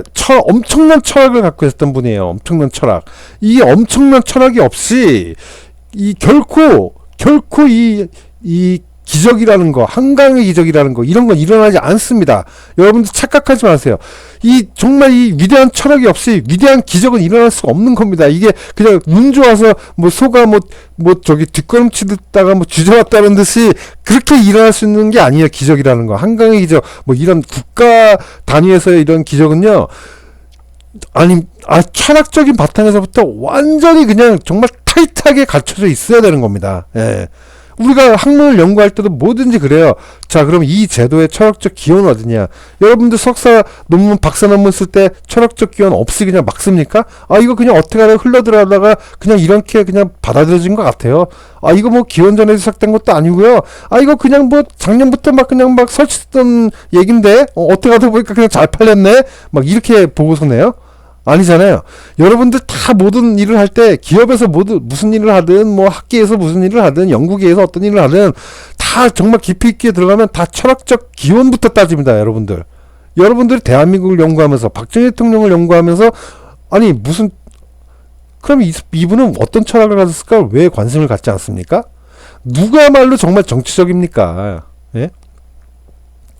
군대는 무엇인가라는 걸 연구한다 그래 보세요. 예? 그럼 군대는 언제 생겼느냐? 예? 역사적으로 일단 들어가지 않습니까? 예? 여러분들 전쟁사 연구한다면 클라우제비츠의 전쟁론 안 읽어요? 그럼 클라우제비츠는 무슨 생각했던 사람인가? 다 그렇게 접근할 거 아닙니까? 접근 자체부터 여러분들이 하는 거는, 예? 그렇게 프로페셔널하게 하면서, 예? 왜 우리나라 한강의 기적, 정작 우리나라에 대한 연구는 그렇게 아마추어틱하게 말하고 행동하고 하냐 이거죠. 그러면 안 된다는 거예요. 그러면, 예? 대한민국부터 정말 제대로 얘기하려고 한다 그러면 박정희 대통령은 정말 이 중심에 있습니다. 연결되지 않는 고리가 없어요. 예? 그럴 수밖에 없죠. 딱 건국 세대에서 그러니까 이게 정말 말해야 될 게 너무 많은데, 이 건국 세대로부터 정말 제2의 건국이라고 했으니 이 산업화의 이 중심에 있으면서 이후에 이제 우리가 신군부라고 얘기하는 출현 과정에 이기까지 정말 핵심이었습니다. 핵심. 그러니까 거의 20년 되는 기간 집권을 하고 있으면서 대한민국의 정말 어마어마한 이 기적들을 박정희 대통령이 아니면 사실 못할 만한 것들이 너무 많았어요. 예. 정말 박정희 대통령은 아니면 안 됐다라고 그냥 결론 내리는 게 맞습니다. 이승만 대통령이 아니었으면 자유민주주의는 우리나라에 올 수가 없었던 거예요. 올 수가 없었던 거. 박정희 대통령이 없었으면요, 한강의 기적은 절대 일어날 수가 없습니다. 일어날 수가. 예. 근데 이걸 일으키신 분이 바로 박정희 대통령이에요. 정말. 예. 우리가 이걸 몰라서 안 된다는 겁니다. 그게 산림녹화의 기적 실현으로부터, 예, 됐다라고 볼 수 있어요. 정치적으로는, 근데 이 얘기하면 이제 또 길어지니까, 이게 이원 집정제가 이제 뭔지를 또 이해 못 하시는 분들이 또 계시고, 이게 이원 집정제가 갖는 의미가 이제 있는데, 예, 아무튼 이게 의원내각제 개념이었어요. 근데 아무튼 이 부분을 또 얘기하려고 하면 얘기가 길어지니까, 정말 2시간까지 얘기하는 건 저도 좀 아닌 것 같아요. 예. 이번 편은 여기서 끊고, 예, 다음 편에서, 저도 좀 쉬었다가, 예, 왜 계엄령이 온당한가에 대한 2편의 시간을, 예, 가져보도록 하겠습니다. 너무 까불어서 죄송하고요. 예, 그래도 제가 하는 얘기가, 예, 저를 위해서건 주변 사람을 위해서건 그래도 조금은, 예, 들어줄만 하다. 예, 그러면 좀 좋아요도 눌러주시고, 예, 좀 댓글도 달아주시고 그러세요. 예. 물론 유튜브는 안 알려줄 겁니다. 예. 그럼 아무튼 이번 시간 여기까지만 하겠습니다. 예, 감사합니다.